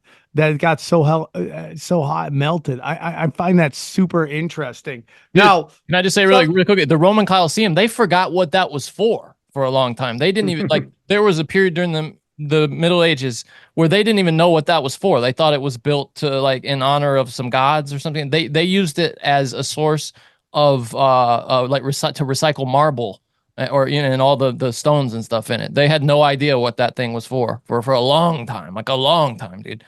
Which is that, think about that, for how long it was there, how long it took to be built and was used. And then for an even, a time even longer than that, they didn't even know what the hell it was, which is crazy. No, I think that to me, that really exposed history to me was that again, we were taught like, well, how we know what was done this many thousand years ago? Because obviously any kind of like paper would not survive that. So like, we don't really know how they did it. We obviously know they're advanced because the structures speak for themselves. They had to know mathematics and the knowledge of the stars to put the pyramids, line them up with Orion and all that stuff. But the Romans, again, if we have writings, the Bible's older than the Romans, right? Right? Okay, well, how did we ever lose technology from the Romans? Even they mentioned the Roman concrete is still better than the concrete we use today. Whoa. When, even like I said, if you think about it, the reason, and this actually makes sense, they don't know when Rome fell because Rome obviously conquered the whole modern world. Obviously, they were all around, Africa, Asia, the Middle East, and then Europe. And so like cities like London and Paris were Roman cities at some point. If you think like obviously Constantinople got moved, that was their capital. So when they built those cities, like how did they ever lose the know-how to do it? Because they moved all around. I mean, obviously, Romans ruled these places. They had prefects and they had people governors and different. So how did they forget anything? It's a lie. I mean, it's like, that's, to me, that's really the only thing is it's a lie that something did, obviously something reset and everything. And there's people who know how these things were done. I mean, obviously the Vatican, everyone mentions they've got like 58 miles worth of like bookshelves, like 58 miles. Unbelievable, dude. Can you even imagine what's down there? Unbelievable. Yeah, there's so many weird things. And I think that, to me, that's like, I mean, so that's when people like really try to question us, like, well, if I believe Jesus already came back and then the millennial reign happened, that 1,000 years of peace and prosperity, they would like, well, prove this to me, prove this to me, prove this to me. And I'm like, well, I can't prove anything to you because I'm the one I'm a history skeptic from the get-go. I'm relying on what the Bible said. If Jesus said he was coming back at a certain time, I believe that it happened. And I believe they would lie about it and they wouldn't want me to be able to prove it to you. I mean, obviously, how would the devil deceive the nations if I could say, Jesus is right over there, right? So God has obviously allowed the devil to do this, probably for faith reasons, because if he was right over there and he was the king and he was making everyone do what he said, well, there'd be no faith in Jesus if you were forced to do everything he said, right? So I think, to me, it makes sense that, well, what would be the evidence? Well, I mean, they obviously had a time of peace and prosperity because the buildings are evident, right? Like, that's what I said, like, even like in America, the only way I would believe any of this stuff, I don't doubt that men created these buildings, but they would have needed a lot of time. They would need a lot of time, and it must have been a better part of life for them to be able to build beautiful things, make great art, great music, great sculptures. Like, so why don't we have that much time to do that now? When we actually have all the tools, the technology, we should make our lives easier. But it's really not easier, is it? It's almost like they've made us like free-range slaves, and we can only go this far from our place. But guess what? We're real advanced. We got all this technology. When, again, you mentioned before, people are sicker, people are less happy. Isn't it funny? Like, even guys like me, I got into like endurance sports and I got into like, working out a lot. Wouldn't I be happier if I was actually going and getting my food, like, and then I wouldn't have to exercise after work, and I would get food that didn't contain any rat feces. When the FDA says you can have this much rat feces in your food, when I could go get my own food, I could get my exercise, and I would have real fulfillment doing it versus being trapped in these certain boxes and obviously playing with these black mirrors all day long. So crazy to me. And again, dude, you're totally on. So let me ask you something. If you think we're just going to go with this theory, whether it's right or wrong, that Jesus already came back, what do you think the future holds? Well, so I mentioned there's in that one part. So after Satan is released, he gathers the nations. And so he gathers the nations to make war with Jesus. Now, here's the interesting part. And obviously, this gets into the realm of like speculation and craziness. What's interesting is that the Bible talks about Mount Zion being in the north. Well, the modern Christian church will probably tell you, oh, well, Jesus is supposed to be reigning in Jerusalem, where like not Netanyahu is. No, that is the place where they said was going to be made desolate in 70 AD. The Romans burned that place down. They destroyed the temple. That's what that was talking about. Like, that place was obviously crucified God's son, right? Right? Have they read the Old Testament? Do you know how God reacts to stuff like that? I mean, all the parables were about that God was going to judge them for that. So even David speaks of a heavenly Zion, a heavenly Jerusalem, because back when the times of David, there was no temple in Israel. So people mention this, and I think it's an interesting concept. Mount Meru, the Rupus Nigra, the magnetic North Pole, could that actually have been Mount Zion? And it mentions in Revelation 21 that New Jerusalem descends down. It's like literally like a floating city. And there's all kinds of mythologies around the world of a floating city. Even like Eden, it's like maybe a connection with Eden, where Eden's actually not connected to this earth anymore. It's too perfect. It's God's holy mountain. So it mentions that Satan is going to gather the nations to make war with Jesus in the camp of the saints. What's fascinating is the places we're not allowed to go. in this earth, right? Like we're not allowed to go to certain Antarctica. Is it possibly an ice wall? Is there possibly more lands past that? Could this be where they're talking about? We can't go to certain places in the North Pole.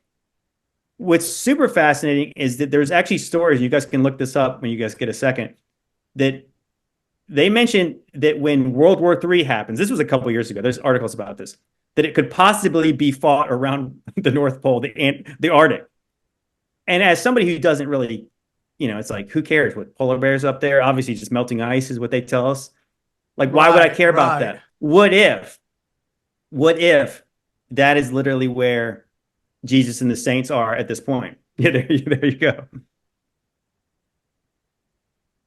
Now that see, that's the kind. No, I was going to say, now that kind of news would mean nothing to lots of people. Because they're looking for the red cows over in Israel, right? Oh, because they're going to build a third temple. They have to build what the modern church is focused on is that a third temple needs to be built so an Antichrist can go in there so they can start sacrificing again, only for them to stop sacrificing when they haven't sacrificed there for 2,000 years. Well, the news actually could be talking about this Revelation 20 news where, like, literally the idea of a one world government could actually be the point to go make war with the saints, not actually the Great Tribulation and all that stuff. Maybe it's is the tail wagging the dog. And we're shown all these. Go back to Thanos again. So Thanos' ship is called the Sanctuary, right? And if we're have all this predictive programming of its alien threat, think Project Bluebeam, like we're gonna have like an alien invasion. Ronald Reagan gives a speech about if aliens invade, oh wow, we'll put away our differences and we'll form together for a common good against this alien threat and this existential threat.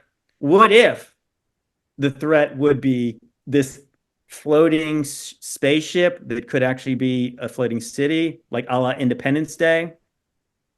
And then they go to say, we need to make war with this for humanity's, for just to avoid this extinction level event on Earth. And it actually is, they're going to fight against the King of Kings. Dude, that is awesome. That is awesome. So let me get this right, because I'm stupid. You think there is we're just talking here, that there could be a possibility that Antarctica is where Israel is really supposed to be? No, I've said that I think that a lot of people have questioned the geographic location of where Israel is. I agree. For the one, the Bible mentions all these mountains in Israel. There's only one mountain, I think, in Israel. It's Mount Hermon, which is interesting that's the one that said to where the Watchers came down. But like Mount Zion is a hill, the Mount of Olives is a hill. All these places have little hills. And so when the Bible describes Mount Zion, it's like the biggest mountain in the world. It's like something special about it. Could it be that it's a black magnetic rock? Could it be the black rock? Snaps. That's a giant black rock mountain, right? That I've heard people talk about. Yeah, the Rupus Nigra. So if you see that old Mercator map. Sounds like you did my pronoun right there. Go on. They have the exactly. If you see that old Mercator map, there's like 4 different little lands around Antarctica, or not Antarctica, the North Pole, and then there's these rivers, and there's like this whirlpool.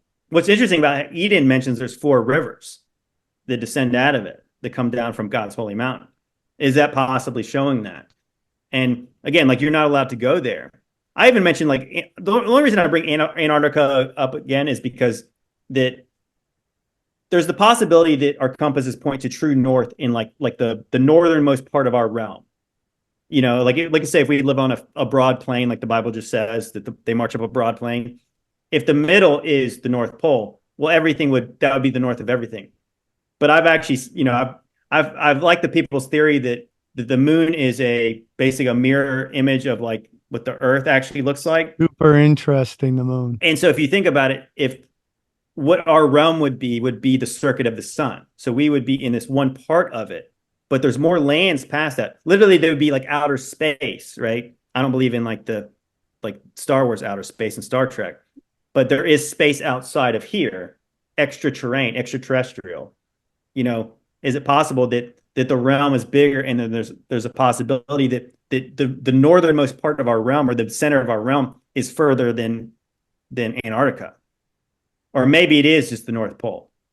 I guess the truth is we don't know, because we're not allowed to go there, and obviously even if I could, I'm not a fan of the cold. So Johnny wants to go. He just tweeted that he wants somebody to pay for him to go to Antarctica. There's that. You watched the debate, right? There's some rich guy has offered. I can't remember who it is. Has offered the flat Earth people, like he sent out a blast to all the people who are flat earthers, saying, "Hey, I'll pay for you to go to Antarctica and watch the sun circle the sky for 24 hours, if you want to." And now, I'm not in the flat Earth game, but I would happily take that money. If everybody else is afraid, I think people would trust me to document it. I'd take a camera and just shoot at the sky. And even Austin Witt said that if he witnessed that, he would have to reevaluate what he thinks about. He didn't say he would. Johnny, would you bring your fake girlfriend with you? She would never do that. No. She won't go to Antarctica? Hell no. It's crazy. So to orphan trains. It's a dark topic. We talked about it a little while ago. It's so dark, man. What are your thoughts on it? It makes me so sad. Like anyone could hurt a child. I would kill them. Well, I think that obviously it goes hand in hand with this whole idea where it's like, I said, the one thing that really struck me, and if you guys have seen that, I'm sure you guys probably have, that Lost History of Flat Earth, the way they kind of set that up when they started to show like the earliest pictures of these big cities with like no one in them. And then by the time they start to show people, they look like aristocrats, right? Everybody looks like they're dressed real fancy. They got top hats. All the women are dressed like in these bustles. And none of these people look like they work in factories. None of them look like they work in fields. And then again, so then you have the orphan trains. There's not many people in these cities. So what if, makes sense to me, that there was if they found these cities and they needed to populate them, they needed to populate them. So there was this repopulation effort where weird stuff with these going on, these fairs. We have like incubator babies. This is like Cabbage Patch Kids stuff. Like just like almost stuff that when you see the pictures of it, so crazy. Dude. When people start to show that stuff and you're like, okay, I believe in some weird stuff. But when I see those pictures, I'm like, it's almost like I ignored that stuff for a while because I said, this is too weird. But when they talk about there was 250,000 kids on orphan trains between, I think, was it 1860 to 1929? Okay, so again, this is real suspect too, is that from like, I think, was it the first century, there was 100 million people supposedly. I'm going based on their numbers. I'm not sure if any of this is true. The 19th century, the beginning of the 1800s, I think sometime in the 1800s, there was 1 billion people. So you had all that time. Population was obviously very static, slowly growing. And then there's like no people to do all the work. The pictures of the cities look like million. The population of the cities look like there should be millions of people in all those cities. Yeah, they look like old San Francisco. They look completely built out. They all have age. None of them look like new cities. And then so what I concluded, I was like, those people who are doing those things did not build those buildings. They didn't work in the factories. They don't work in the fields. So then you see the stuff with the orphan trains. Well, there's an effort to repopulate the cities. And back in the, like I said, so now the United States has over 300 million people.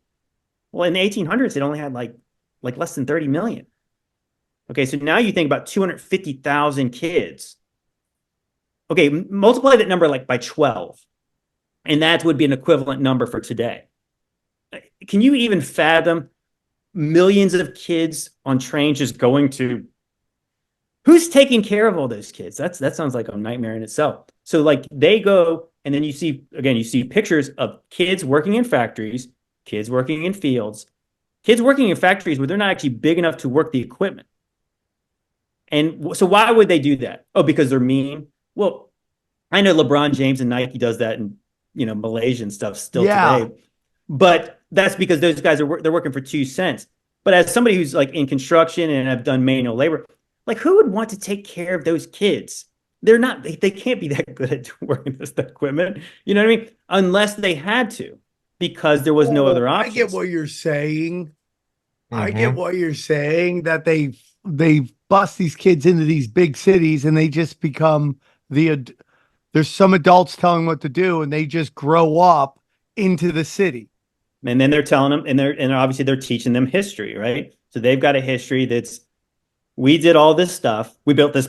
And guess what? We built that building over there in 1 year. How about that? Like, we're really good at that. And so obviously everybody grows up believing these crap stories.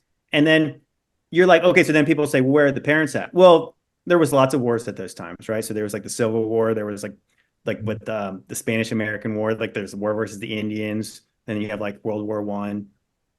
But there's also at the same time, you have all these insane asylums where, you know how many insane asylums there are now? Like zero? Zero. And so in 1900, so the beginning of the 20th century, there was 1,500 insane asylums. So there was 150,000 people in insane asylums during that same period where the orphan trains are running. So to me, the math actually makes sense. Are those the kids of the people who were locked up? And when you find out what they were locked up for, they were impregnating crazy people to populate. No. Well, I don't think they're crazy. That's what I'm saying is, I think they threw the parents in the insane asylums and they took their children, and the children were shipped around the country to repopulate it. They were like, there's your effort to repopulate it. And then the people who are getting locked up, in many cases, these people are getting locked up for like religious fanaticism and religious extremism and all this stuff like that. Is it possible that they're talking about, I don't know, Jesus and the saints reigning at some point, and or obviously these are the people who won't shut up about what happened before. They won't just swallow that old story about they didn't believe the World Fair. They didn't believe the World Fair. Right, exactly. Well, yeah, so they were supposed to believe that these buildings were just put up for temporary purposes. When even if they were temporary, I said the funny part about that story is like they built buildings that are huge, huge, and they would have to be structurally, like they would have to actually be able to stand, because supposedly millions of people are going in and out of these places. Like if they weren't strong enough to stand, they're really only temporary because supposedly they destroyed them afterwards. It may obviously makes no sense. You look at that. I know that some good accounts do lots of work about this, and they showed these buildings. They look like they got like old stains on them and stuff like that. Yeah. They weren't brand new. They looked old. It's a really dark thing, man, that those orphan trains, and like that comes into Tataria, where they grabbing kids from Tataria, bringing them over here. Because we see in Canada, what we're told is that they took indigenous children. I do believe this, and they brought them to schools way on the other side of the country, where they couldn't communicate with their parents and their grandparents. They didn't learn the customs or the native or any of that stuff.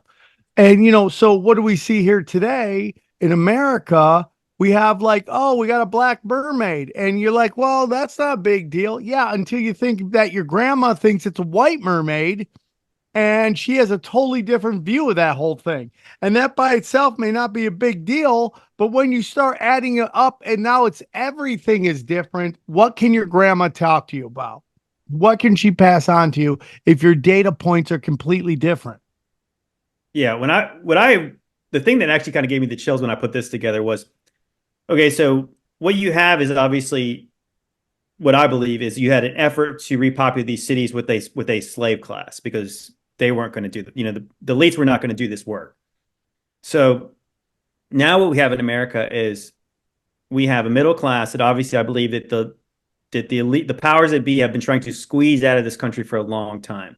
Like, we are the people who really they don't want, right? They don't want a middle class. They want the middle class to be weak and on the dole, so they want can feudalism. They want really rich and desperately poor. Right. So maybe that explains why we have this crisis at our southern border, when, like, why can't we agree to stop this? Because they want to import a slave class that literally can't even speak the language, because then they could tell them anything about how this country was founded and where all the things came from. Yeah. Right. And like that's why that's what it seems like to me. It's like that when you see those pictures of those things, that seems so eerie, And then could you imagine somebody seeing pictures like 100 years from now of what's going on the southern border, and people are like, what happened there? And they'd be like, we don't talk about that. Like, don't worry about that. Get back to work. Yeah, Because I mean, I think human beings are good people. I think when we constantly keep seeing that they have to create controlled opposition to start chaos, to bring in an overhanded response, problem, reaction, solution. When you create the problem, you astroturf the reaction, and then you are the solution at every single moment. I get in an argument with my friends about crack. My friends, I have a black friend. He may not call me his friend now because he totally disagrees with my political views, but he says black people wanted crack laws. Well, most people didn't, because they knew that the people bringing in the crack were the people who are policing the crack and who own the fucking jails. Most of them do, not all of them. Not all of them. The ones that are still like, I love Joe Biden and Campbell Toe Harris, I love them. Like, well, then you don't know their history. And that's if you don't know history, you're doomed to repeat it.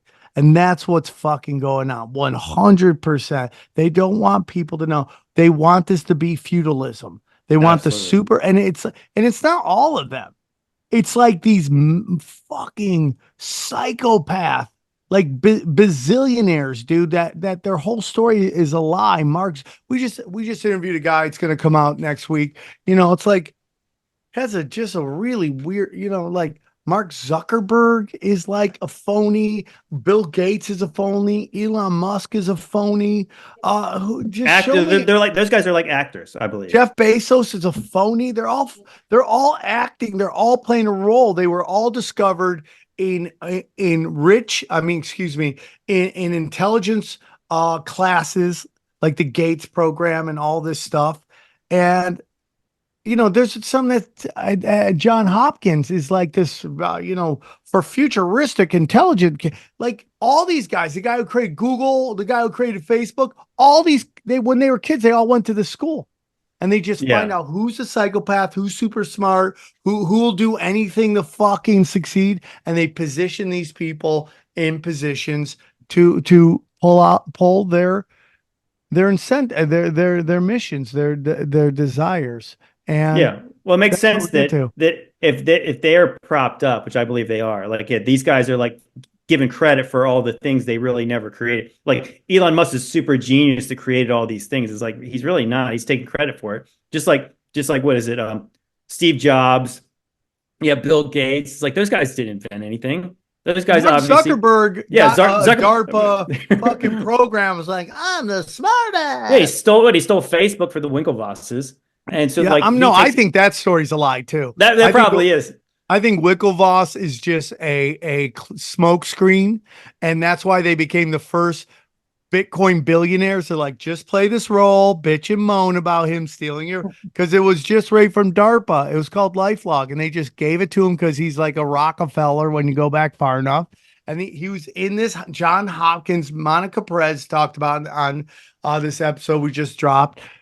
She talks about there's this program for intelligent kids that Mark Zuckerberg and Sergio, whatever his name for Google, all went to. When you study like Jeffrey Epstein, he used to have talent camps where you just have like Terry Crews and Maria Bamford went there. And look what's going on with her. Like she's the funniest person on planet Earth, and she's got some issues, I mean, I love her to pieces. I'm her biggest fan, but what they do to her, it's like super crazy, dude. All these like advanced programs are just data. Who is the one who has the characteristics we're looking for? Well, Like, P. Diddy as well. His handler was some like white boy that played basketball that he made sure nobody like would look into him. And he was the one that was passing all the drugs through the airport and stuff. And he picked the right white boy that was in Harvard or some like those elite schools. And he knew no one would ask questions about him. Get on airplanes. Oh, it's a white boy. Leave him alone. Yeah, 100%. Right. If they make you, they obviously can control you. I think that again, like they're basically like Taylor Swift. right? So they can tell her to do whatever they want. There's like Travis Kelce, like, hawk this poison to everyone, and that's what they want. But I want to go back to something you said about how you believe that people are not empirically, like they're not generally evil. I would say that I don't believe that people are generally good because I believe in sin, the sin nature, but I do believe in the level of evil that we see. That's why I do believe in like the biblical stuff of like that when you see the level of depravity, the level of evil in this world, the people who control things, it's like, I don't think that people are that bad apart from we wrestle not against flesh and blood and then there's a spiritual battle going on. Because like some people wonder, like, how could they coordinate all this stuff? And I don't believe that they could, if not from a hand, an unseen hand that comes in from this stuff. And like, I think that's the only thing that really makes sense is that the devil is loose. The devil is controlling things. And again, that's why I used to always make videos about like that the elites, they're satanic pedophiles because like explain everything else. We explain everything else without that knowledge. And I said that I don't care if you guys believe in the devil. What I'm trying to show you is that they do. Yes. And I think if you show that, then you could see like there's a pattern to the things that they do. It's so funny, dude. I was doing the Laugh Factory. There's three main comedy clubs in LA. The Laugh Factory, the Comedy Store is the biggest, and then the Improv. And each has its own vibe, or at least it did at some point. The Laugh Factory has always been more the shiny object comedy. So my buddy Mike Binder asked me to do his Monday night show, and I closed out, and I had a great time.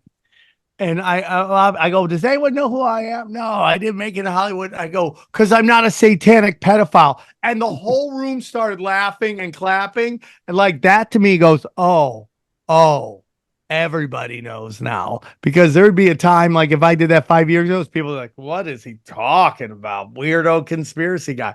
Now they're all laughing in the Shiny Object Club. They all know that shit's going down, dude. That's crazy. I don't want to keep you all day. Can we get into one more thing? Sure. Yeah, absolutely. Old world technology. Can we talk about that? A little bit of old world technology? Absolutely. Yeah, absolutely. I mean, I think isn't it funny? So we would say today, or at least we're taught, that we are the most advanced anytime. So right? funny, dude. Right? We would be taught that. And I would say, I mean, I don't have any evidence that before they had like phones and stuff like that, man. But that's really the only metric you would say that we were more advanced than these people.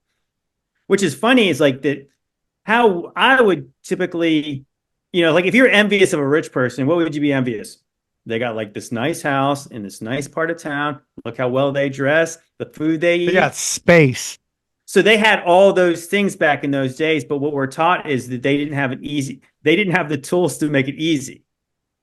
But somehow they had all those things, right? Because they had better places to live than we do now. They had more space. They had more land. Like their churches were obviously nicer than ours.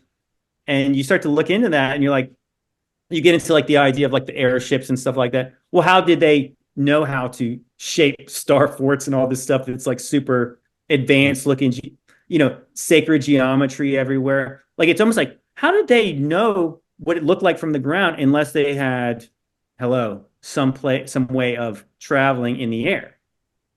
I think that's the Led Zeppelin thing, like almost like go back to like the Hindenburg.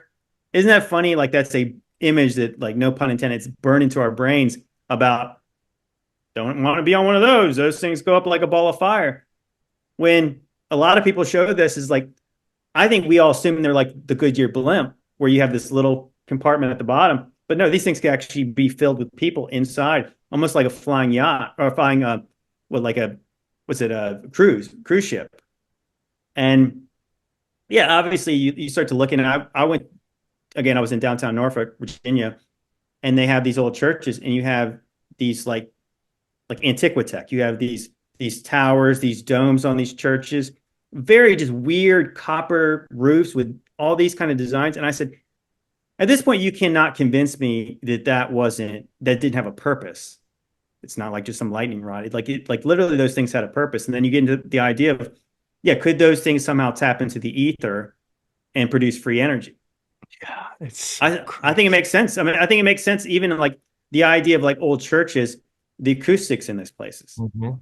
You know, like the bells in churches, like we don't really understand that's always like the vibration stuff. I think like a lot of Christians would be like, oh gosh, that's really new agey talking about Oh, wait, sorry to interrupt you, Sam. Didn't you just do some vibration stuff this weekend, and you were like talking about it, hyping Oh it up? yeah, dude. Oh yeah. Life. Yeah. Non, my boy. He just had a gorgeous baby boy. Him and his wife. He has this new technology. I'll see what. Hold on, real quick. Give me 2 seconds. And dude, it's Gosh, who was it? We had our guest last week was telling us that a lot of people doing that stuff are they don't know the frequencies they're playing with, and they're actually doing negative stuff. So that's fascinating to me. I think it was I don't think it's aired yet. Actually, I gotta get him on the show. It's called Energy Enhanced System, man. He brought me. I was blessed. I got up in time. I thought XG was gonna sleep, but little did I know he wanted to vlog. He's always wanted to vlog. So we went out to Jersey City, and he told me about the. I sat down. I felt it, man. I felt it. I felt the vibrations. What were you saying? Is technology? It's not like a sounding bowl or something like that. What is it? No. It's like it's got these like he's got pillars in all four corners, and they make it looks like it's like weird. Like if your Atari graphics just started glitching, right? It's like no set numbers. It's just. What's the source of the sound though? It's coming from the speakers. I think. Speakers, Yeah, okay. I'm gonna have them come on, but the vibration is at the hertz that heals, and you feel it, dude. You feel it. And it said to done amazing work with autistic children, healed people had cancer. But I'm telling you, man, there are people out there trying to fight to get back to that technology and put it out there. And just like, we've had people on the show where they had the forks, bing, and they could heal that way. Vibrational, dude. And you tell people this.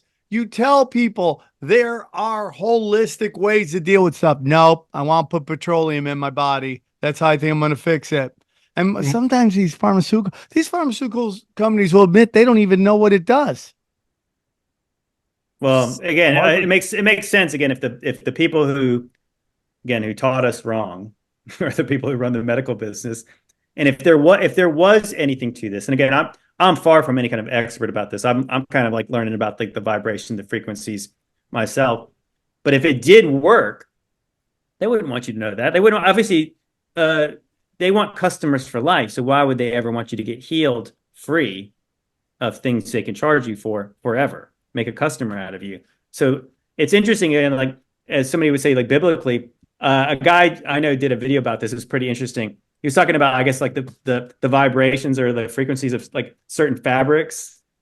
And I think in the Bible it mentions, well, he was mentioning that like certain fabrics are obviously low vibrations and certain ones are high. And he was mentioning he shouldn't wear certain like Nike stuff because it's like really low vibrations, all these certain blends they had. And he was mentioning it was like, I think it was wool and like silk or something like that. And they both vibrated really high unless they were combined together, which they canceled each other out. It was like wool or linen. Maybe it's wool and linen. No mixed threads, dog. Well, the funny part about that was in the Bible, there's a part in the Bible, I think in the book of Leviticus, where it says don't mix those threads together. And it was like, like there's some weird Old Testament laws where you just say like, obviously that's strange, but that's pretty interesting that it actually made sense. Maybe it made some logic. There's some logic. Yeah. There was a reason why they told them not to do that. And like I said, I think that everybody instinctively knows that music makes you feel a certain way. It can make you feel good. It can make you feel bad. It can make you feel upbeat. So obviously there's something more than just the sound. I like it. But what's interesting, I think during World War II, I think the Germans changed like the basic standard frequency from 432 to 442 or 444, which is like 432 is like this healing kind of, it's like the kind you play for your plants and for some reason they grow better. And then when you sow like 444 is like literally like chaos and noise. It possibly could have something to do with like the idea that you could control people through that. But I mean, I think that what I found interesting is like, again, like they talk about cathedrals, and some people mention that it's very similar to the word cathode, and we're these energy centers. Well, everybody knows like these old churches, they have this kind of sound vibration. You know, you go into the place, you hear like a choir in one of these old churches, and it's almost haunting. Like you hear it and it's like there's something that almost makes you stop. Like that's really either kind of, it's kind of spooky, but it's kind of cool at the same time. And it makes sense why the churches are built the way they are, because of the sound thing. Even it was funny, and this is where this would go back into like they're lying to us. You go into like Washington D.C. and I'm from Virginia, so I'm not too far from there. I went up there and I really wanted to check out some of the old world buildings, and I went into the Library of Congress. And so you go to this place, and it is like the most ridiculous place you've ever seen. You're thinking like they paid with this with tax dollars back in the day, whatever. You go into where the library part is. You actually have to get a library card. Me and my wife, we like waited and did all the stuff. Yeah, so we went in there. I wanted to see what they had. Of course, they didn't have anything super special in there. But you go into where like the part where you can read, and you turn a page in this place, and everybody in the whole place can hear the page turn, because the way it's like a super high ceilings. Yeah. And you're like, there's no way they built this place to be a library. It's built for the sound to carry through this and bounce off and do whatever else it's supposed to do. It's that way in the Capitol too, right? I think there's some like the whispering room or whatever, you know, where you can kind of stand on opposite sides of the room and you can whisper and hear the person on the other side because of the way the sound travels. There are a lot of buildings like that in Washington. Or I know of at least two. Oh, where did we go? There's another building that we went to in Washington also that was like that. That's fascinating that you say that. I'll try to look it up while you're talking. Sorry. Yeah, why don't you, if you can, pull up pictures of the Library of Congress and just show the inside of it, because it's like we're taught that the founding fathers did not want a strong federal government. It's like, so how did they pay for any of this stuff? You know, without taxing people to the poorhouse. Like the people who are supposedly building these buildings are living in shanties while they're building palaces for the public servants in the country. Damn. Yeah, That's it's like it's got little statues I mean, and this is only part of it. This place is so huge. But I mean, like, this is a library for Thomas Jefferson's books, is what we're taught.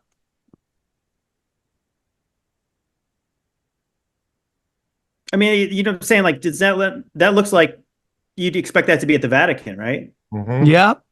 100%. Damn, dude. So crazy. Yeah, and I mean, I think so. Obviously, I think what I was thinking okay. about the Capitol. Yeah, go ahead. Yeah, sorry, you got pictures of that? Yeah, no, it's okay. It's just a dome. It's a beautiful dome, but it's where. Yeah, go ahead. So I don't know. I think so. I think to me, what I've heard, and again, like I said, I'm far from an expert in this. It makes sense to me that these people who obviously built these buildings knew about sounds and frequencies. They knew about the free energy that's literally in the air. I think everybody instinctively knows that there's energy in the air. They were able to tap into it somehow. And when you find out all these places, all the canals they built, all the water around these places, when you find out some of these old cities literally are laid out like star forts, I think that there's a connection to all this stuff. Like a place like Paris looks like an electrical grid. Like all these cities kind of do. Like how we're taught, like in America, that these places were like, you just had a bunch of cowboys going west. Well, they sure knew how to lay out the cities pretty well for, guys who were just miners, miners and cowboys. It's because they all have a pattern to it. And it's like the amount of central planning that went into this stuff, that even if you guys have followed, like, was it John Levi on YouTube? He does some awesome videos about this. He mentions not only the buildings, but these people, whoever did this stuff, were able to like terraform the land in order to obviously make the canals, the ports, all the things like the Star Fort stuff. Like, who did that? Like, how long would that have taken if they even use what we have today? I mean, I think to me, it's like whatever they had was obviously super advanced. It's very similar to like the pyramid stuff. It's like, well, how did they build them? Well, they only had these copper chisels and stuff like that and copper tools, so that they must have used this. They must have just had a lot of people. Well, that's the exact same explanation we get for this stuff. oh, well, they just had a lot of time, and like these guys were just good craftsmen. Or like, okay, well, but how did they really do it? I knew you mentioned this before, but are these the secrets that Freemasons kept that they kind of inherited? I like I said again, I go back. I think that the Freemasons are just frauds. I think the only thing they built was a bunch of lies. I think they took credit for this stuff because I think if they could build stuff like this today, they would. Yeah. It's like why would you keep those secrets? Yeah, when was the you last can time the build your own Freemasons built anything like extraordinary? They're like, we did this. No, that's a good point. You're right about We're that. Masons. It was the Capitol crypt, by the way, beneath the rotunda. That's another place that has those qualities of sound where you can kind of whisper across. That was the other place I was thinking about. Oh, that's another good one where you have. So in the Capitol building, there's a crypt, like a tomb for George Washington, even though it's empty, right? Because George Washington was not buried there. So they got this crypt down there. But you know where George Washington is in the Capitol building? He's on the Rotunda Dome, and they have the apotheosis of George Washington, where George Washington ascended to be a god. No. And he's amongst the Greek gods up there with Vulcan and Neptune and all this crap up there. And you're like, separation church and state? No, don't worry about that. What's interesting is that he has an obelisk as his monument, right? Unbelievable. When, a symbol to Osiris, when the Scottish Rite Freemasons down the street do some like ritual to Osiris every time a president is sworn in. Yep. Because like basically Washington was the original Osiris of this country, and now every president since him has been one. Which is funny again, that Washington was not actually the first president of the United States. He was like the 8th, maybe. Oh, he was really? Well, George Washington became president in 1789. We're told this country started in 1776, which there was presidents first there was presidents of the Continental Congress, and then they were just president of the Congress. But I think at a certain point, they started calling them the president of the United States. And so then there was another guy when the Constitution was ratified, he was still president. But George Washington was the first president that was elected after the Constitution was ratified. But he's like the 16th president, but we're told he's the first probably because he was the most famous Osiris Freemason in our government. 100%, dude. Either you're in the club or you're not. It's like, Johnny, who's that lady that like is actually the first ever female president, but nobody talks about it? Her husband like went to a coma, so she was in charge, and nobody ever credits her because everybody just wants Hillary or Camel Toe to be the number one person. Like, so informally, you're saying she was. Yeah, her husband went down. He got in a coma, and she took it over. Like, dude, there's so much bullshit, dude. There's so much bullshit, dude. You say all these secret societies and everything they did. JT, this has been great. Wilson? Dude. Was it Woodrow Wilson? I don't know, but her husband goes down, and she has to be the president for a short time. I know Woodrow Wilson suffered a stroke that left him incapacitated in 1919, and that might be it. Yep, that was it. Had some responsibilities apparently. I don't know, man. JT, this has been an excellent episode.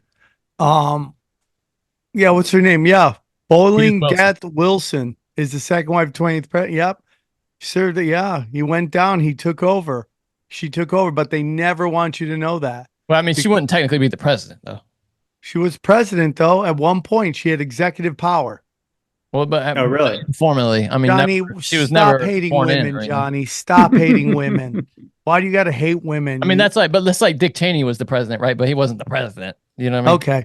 Who's the president now, though? Is the real question. Obama. Yeah. Oh, dude, That's Obama. Yeah, Obama. I think that was. Did you see the one mask where it was a black guy under it? I think that was Obama under there. How's tomorrow going to go? Is that going to be Biden? Is he going to be ready to go? No, there's no way. And I think Trump is in on it. I think it's just all theater to these guys. And like, why would Trump not want a crowd? Trump is the best in front of crowds. He would love, like, either he's playing the hero or the heel. He would just play it up and just like devastate and just say the nastiest things to the crowd. There's some thought that his campaign didn't want a crowd because they're worried about exactly what you said. There's some in his campaign I've read that think that he needs to tone it down to They're the general idiots. election to appeal to the other side, to the left, and they want him in this debate not to like snap, not to go off. Yeah, I think that's the dumbest thing. Let's appeal to the people that hate us. I hate that. Well, they already have the base. I mean, they can't lose the base. None of those people are going to vote for Biden. Yeah, I know, but it's like you're trying to get people. If there's people going to still vote for, but I'm like, if you talk to Dana, my girlfriend, I mean, she has such a warped view of like what's going on in the world right now because she just deep throats MSNBC the whole time. It's like unbelievable to me, like how this woman sees the world. I go, we sleep in the same bed, and you're just driving me nuts right now with your MSNBC hot garbage takes. But there's people who just do that, and now you got the whole thing where it's like Biden's leading in the polls. They have to tell you that. They have to tell you that. Does anybody really think? I mean, I've wondered this, and this is my own theory, and I guess maybe I'm just like maybe I'm giving them too much credit on that side. Are they voting for Biden because they think Obama is actually the president? That's possible. Because I think that might be the 4D chess. Because I don't think does anybody really think that he's actually the president. I said the game was. I mean, if there was any doubt before, what was it? Was it a couple years ago when the Easter Bunny at like that Easter roll, whatever the Easter egg roll, came out there and did like the this in his face and told him to stop answering questions? I said, if there was ever any doubt that he's not in charge, when the Easter Bunny told him what to do in front of everybody, and he did it. So like who actually is the president? Maybe they are voting for it because they want Obama. Or they're Obama's just fourth voting term. against the other side. Like that's a big problem in California right now. It's not that they don't feel all the bullshit of what Newsom has been doing. It's just they hate the other side so much more than what they're actually feeling. Like the crime, the price of gas, the price of living in California is awful, but that's nothing compared to the hatred they have for they still hate Donald Trump. It's like unbelievable to me. And they can't, like, I get it, man. I get why people could be like, he's an awful person, but is he worse than Hillary Clinton? Is he worse than Joe Biden? I mean, those guys are just garbage war criminals. And, we can sit there and go, Trump is too. But again, I've said it 1,000 times. He is Godzilla. He's Godzilla. He fucked up Tokyo, but he's better than the other fucking monsters. That's 3-headed fucking scumbags. Like, that's my humble opinion. And that's just how I feel. JT, again, great episode. One more time, tell them where they can find you. Yeah, if you want to hear more about, especially the short season of Satan, stuff about like the mud flood and all that, I do most of my stuff on YouTube lately. I've been doing like lots of long form podcasts and stuff like that, having some of my friends who speculate wildly like myself. And but if you want to see the shorter stuff, check me out on Instagram, TikTok, Facebook. Again, I did a movie called Ancient Angels. You guys can check that out if you guys want to hear more about Nephilim, demons, angels, aliens, all that stuff.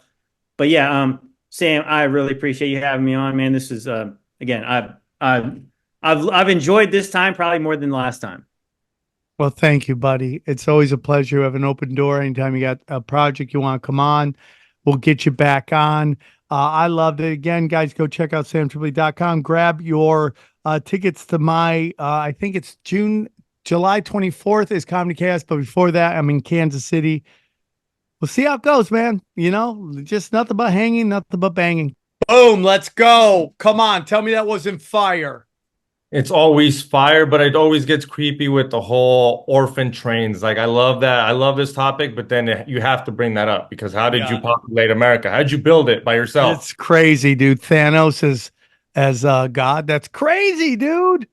But I'm all about it. The weirder, the better. That's what I say. New data points, new pieces to the puzzle. Click, click, pow. Bang, bang, pow. That's how we do it, dude. That's how we do it, Johnny. Even though you don't believe in that, even though you don't believe in Tataria or flat earth, big part of the show. I loved it. I thought it was great. Hey, I thought it was great. I got a question for you, Samson. We talk about Tartaria. Do you think any of the buildings we performed at or any of the hotels have been Tartaria? Yeah, I'm sure, dude. I'm sure we've had some Tataria. Johnny, I'm gonna give this nothing but bangers this episode. That was a nothing but a banger episode, dude. JT brings that heat.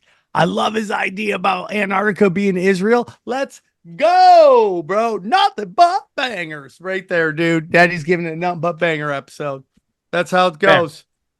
For the for your $8, would you go to the North Pole for For premium $8? content? For premium content, for your premium content, can we Would go to I North go to Pole? the North Pole?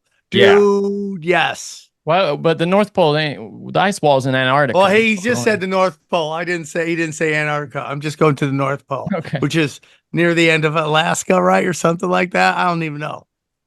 Yeah, I would. I mean, it sounds like some of these guys are going to do this. It's this guy. Will Duffy, I think, is the guy. He's trying to send some people down there. It sounds like they're going to go at the end of the year. I hope they do. Who are they You'd have to sending, go- dude?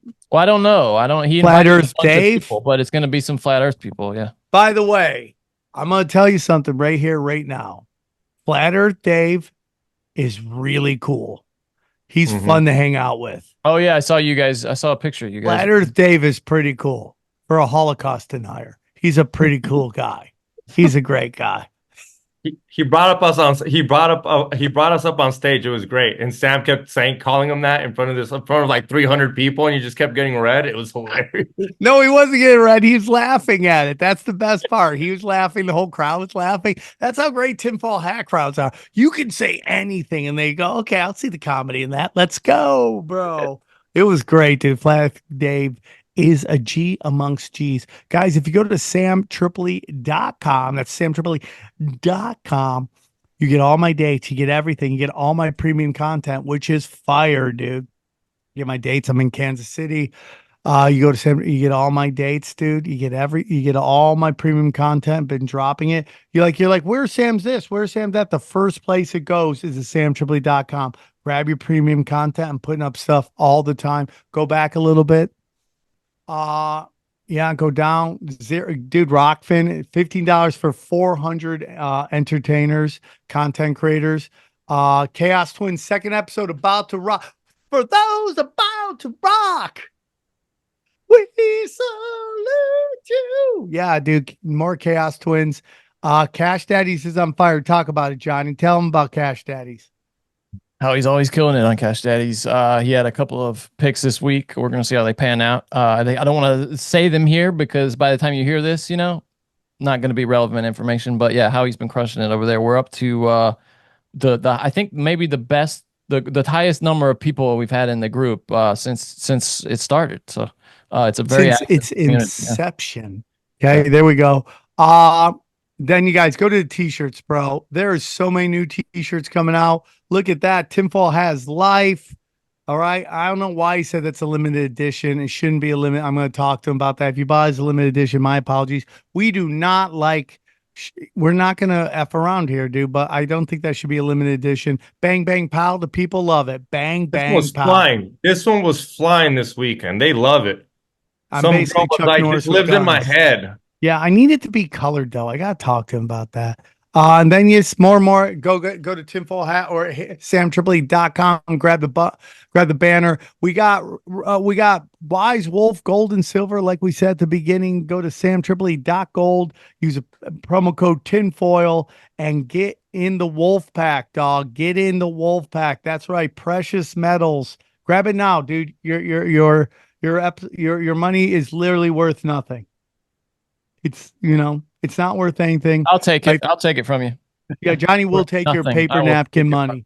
Rife Technologies I'll is burn the it. bomb. Get your energy right. Okay. Then you go back. Dude, it's cure. Dude, his uncle cured cancer. Come on, bro. Get it right. Practitioners, feel the burn. Let's go. Feeling better. Awkward Cure hydrogen brown gas. Get your hydrogen. My man at Chemical Free Body, Tim James, and what's his green? I love it. Green 85. Green 85 is the jam. I take it every day now. Dana whips it up for me. Again, I take my supplements. I can't stop taking that alpha energy. Daddy needs a hang. Daddy needs a bang. Bang, bang, pow. And then Joel Staley, get in shape, dude. If you care about yourself, get in shape. I'm getting in shape. I'm losing lbs. I'm curving my appetite. Everything in life is about discipline. Do you have it? Don't you? And then I got to get the EMF rocks thing going there. So let's get it going. EMFX grounding bags. I'm going to have that fixed today.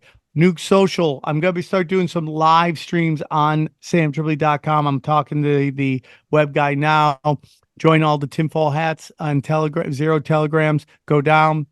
And then all my dates and all my videos and everything like that. Anything else, guys? Hit that like button, subscribe, and my vlogs with Sam Tripoli and Eddie Bravo, New Jersey and Connecticut's out now. So if you were there, you might be part of the black. So go check it out at Extreme Marks the Spot on YouTube. Okay, guys, enjoy the highlights. Here's a clip from the latest Broken Sim. Suddenly this white BMW starts to just drift into my lane. And I'm like, hey, okay. And then it drifts back, right? I'm okay. Then it starts to drift again. Yeah. I start to get a little weird. So I honk the horn, right? I go honk, honk. It veers back hard. I shoot up because I want to get in front of him. I look over. It's this chick, Johnny. She's got her leg up like this. What the fuck, dude? She's driving. I think she's finger blasting herself. Are you serious? I'm dead serious, Johnny. I think she's flicking the bean. Oh, you should have videoed that, bro. Johnny, you're just yelling at me for being on my phone. How did I know she's going to be flicking the bean? I would have been okay with it. You should have just kind of tried to keep pace with the car and get us a little action. She's just like, oh. I literally saw her go, oh. What? I saw her do that.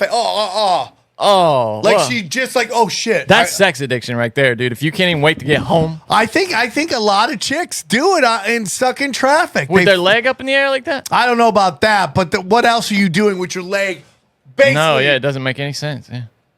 Like I can understand if you want to do that, but that no, yeah. you're blasting, dog. You're out there blasting. And you don't care who knows it either. You don't even care because you're drifting into my lane. And I can't yell, stop finger blasting yourself, because I have kids in the back. And they repeat everything I say. Yeah, that'd be great for them to you get home and yeah. Daddy yelled, stop finger blasting. What? The worst. Oh, so then, Johnny. That's so funny. Then, dude, this is a true story. So I dropped my kids off. I'm driving down my street to go home. I see the chick with the fattest ass I've ever seen. Mm-hmm. And I'm trying to calculate, is this one of those BBLs that I can't stand? What's a BBL? One of those fake asses, right? Oh, is that what they call them? BBL? Will you look it up? Oh, Brazilian butt lift. I got yeah. You. Yeah, okay. It's not good. They're not good. They like a shoebox kind of stuck in there. No, like, it looks like a Ninja Turtle shell. It just doesn't, on your butt. Yeah. And I'm doing that. I'm like, nope, that's not it. So this is a legitimate thick ass. And I'm like, I'm mesmerized. And I just look back in time. This Escalade is turning around the corner and he's going long into my lane. And I have to go, and I do some evasive action just out of a little way so he doesn't hit me. This guy mean mugs me the whole way. He's like, and then I realized I think this is the guy that Ryan, when he called in, he said he tried to get away from. Oh, really? I thought this was the guy. So I didn't talk shit back because I think this guy's a Russian hitman. Yeah, crazy guy. Yeah. So I just go, sorry, and I just drive off. If you don't know, it's a guy that chased off the grid Ryan like for forever. Off the right? grid. Yeah, literally. Chased him off the grid. Yeah. But the reason I bring that up is because I could see he was staring at me through his window the whole time. Like, you want some, dog? I was like, some no, people are crazy, dude. I don't want. Yes, I do know some jujitsu, but I have a feeling like you kill for a living. Yeah. No, thank you. Crazy. Remember when he talked about the crazy Russian? Russian? Dude. Yeah. That's one of the crazy who he's stories. talking about. Go back and listen to that on Broken Sim. He called in and told us about that. Yeah, it was a crazy story. And then the final story is because it's getting crazy in LA. So I'm driving down. I'm driving down to come to the studio. I'm on Santa Monica, dude. Like, this guy is playing tennis in the middle of Santa Monica with the wall of the store in front of him. So he's hitting against the ball against the wall with a racket. It's flying into the street, and he's just running into the street. He does not care if there's traffic. Like a homeless looking guy? Yeah, a crackhead. So playing, he just found somebody's tennis racket, stole it. and he's just playing against the wall, and nobody's caring. Hey, he's concerned about his fitness, dude. He's got to get his cardio in. You think that's nuts, dude? On the way here from the Comedy Store, I saw a drunk guy Thai boxing a palm tree. He was sitting there and he was so drunk you could tell, and he just was like, whack, and then he was hurting his knee, but he didn't care. It was like bleeding, and he's just kicking it.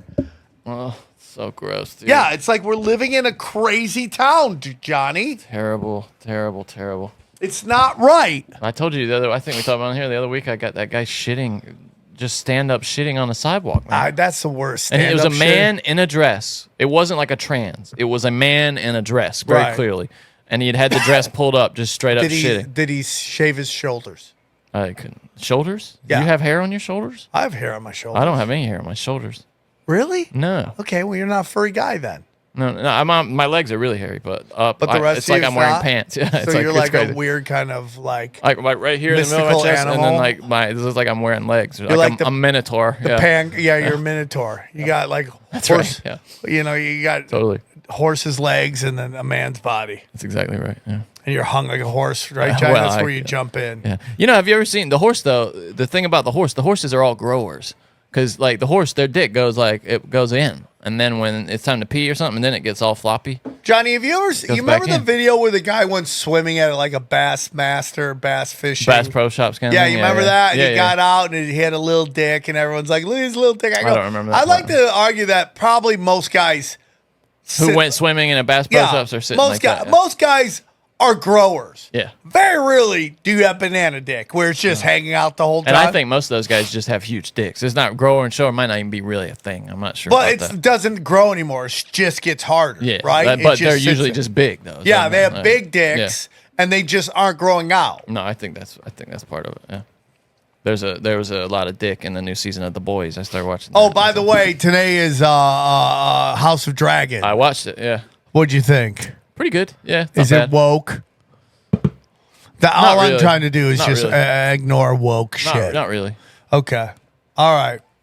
So that's all my stories. I think it will be, but it's not yet. I'm worried The Boys is going more that way. Like they made one of the guys gay just randomly. Like he's gay now or bi or whatever. And I'm just like, yeah, everything is garbage. And now. a guy we know was into it's the French guy that we know was into that Asian chick the whole time.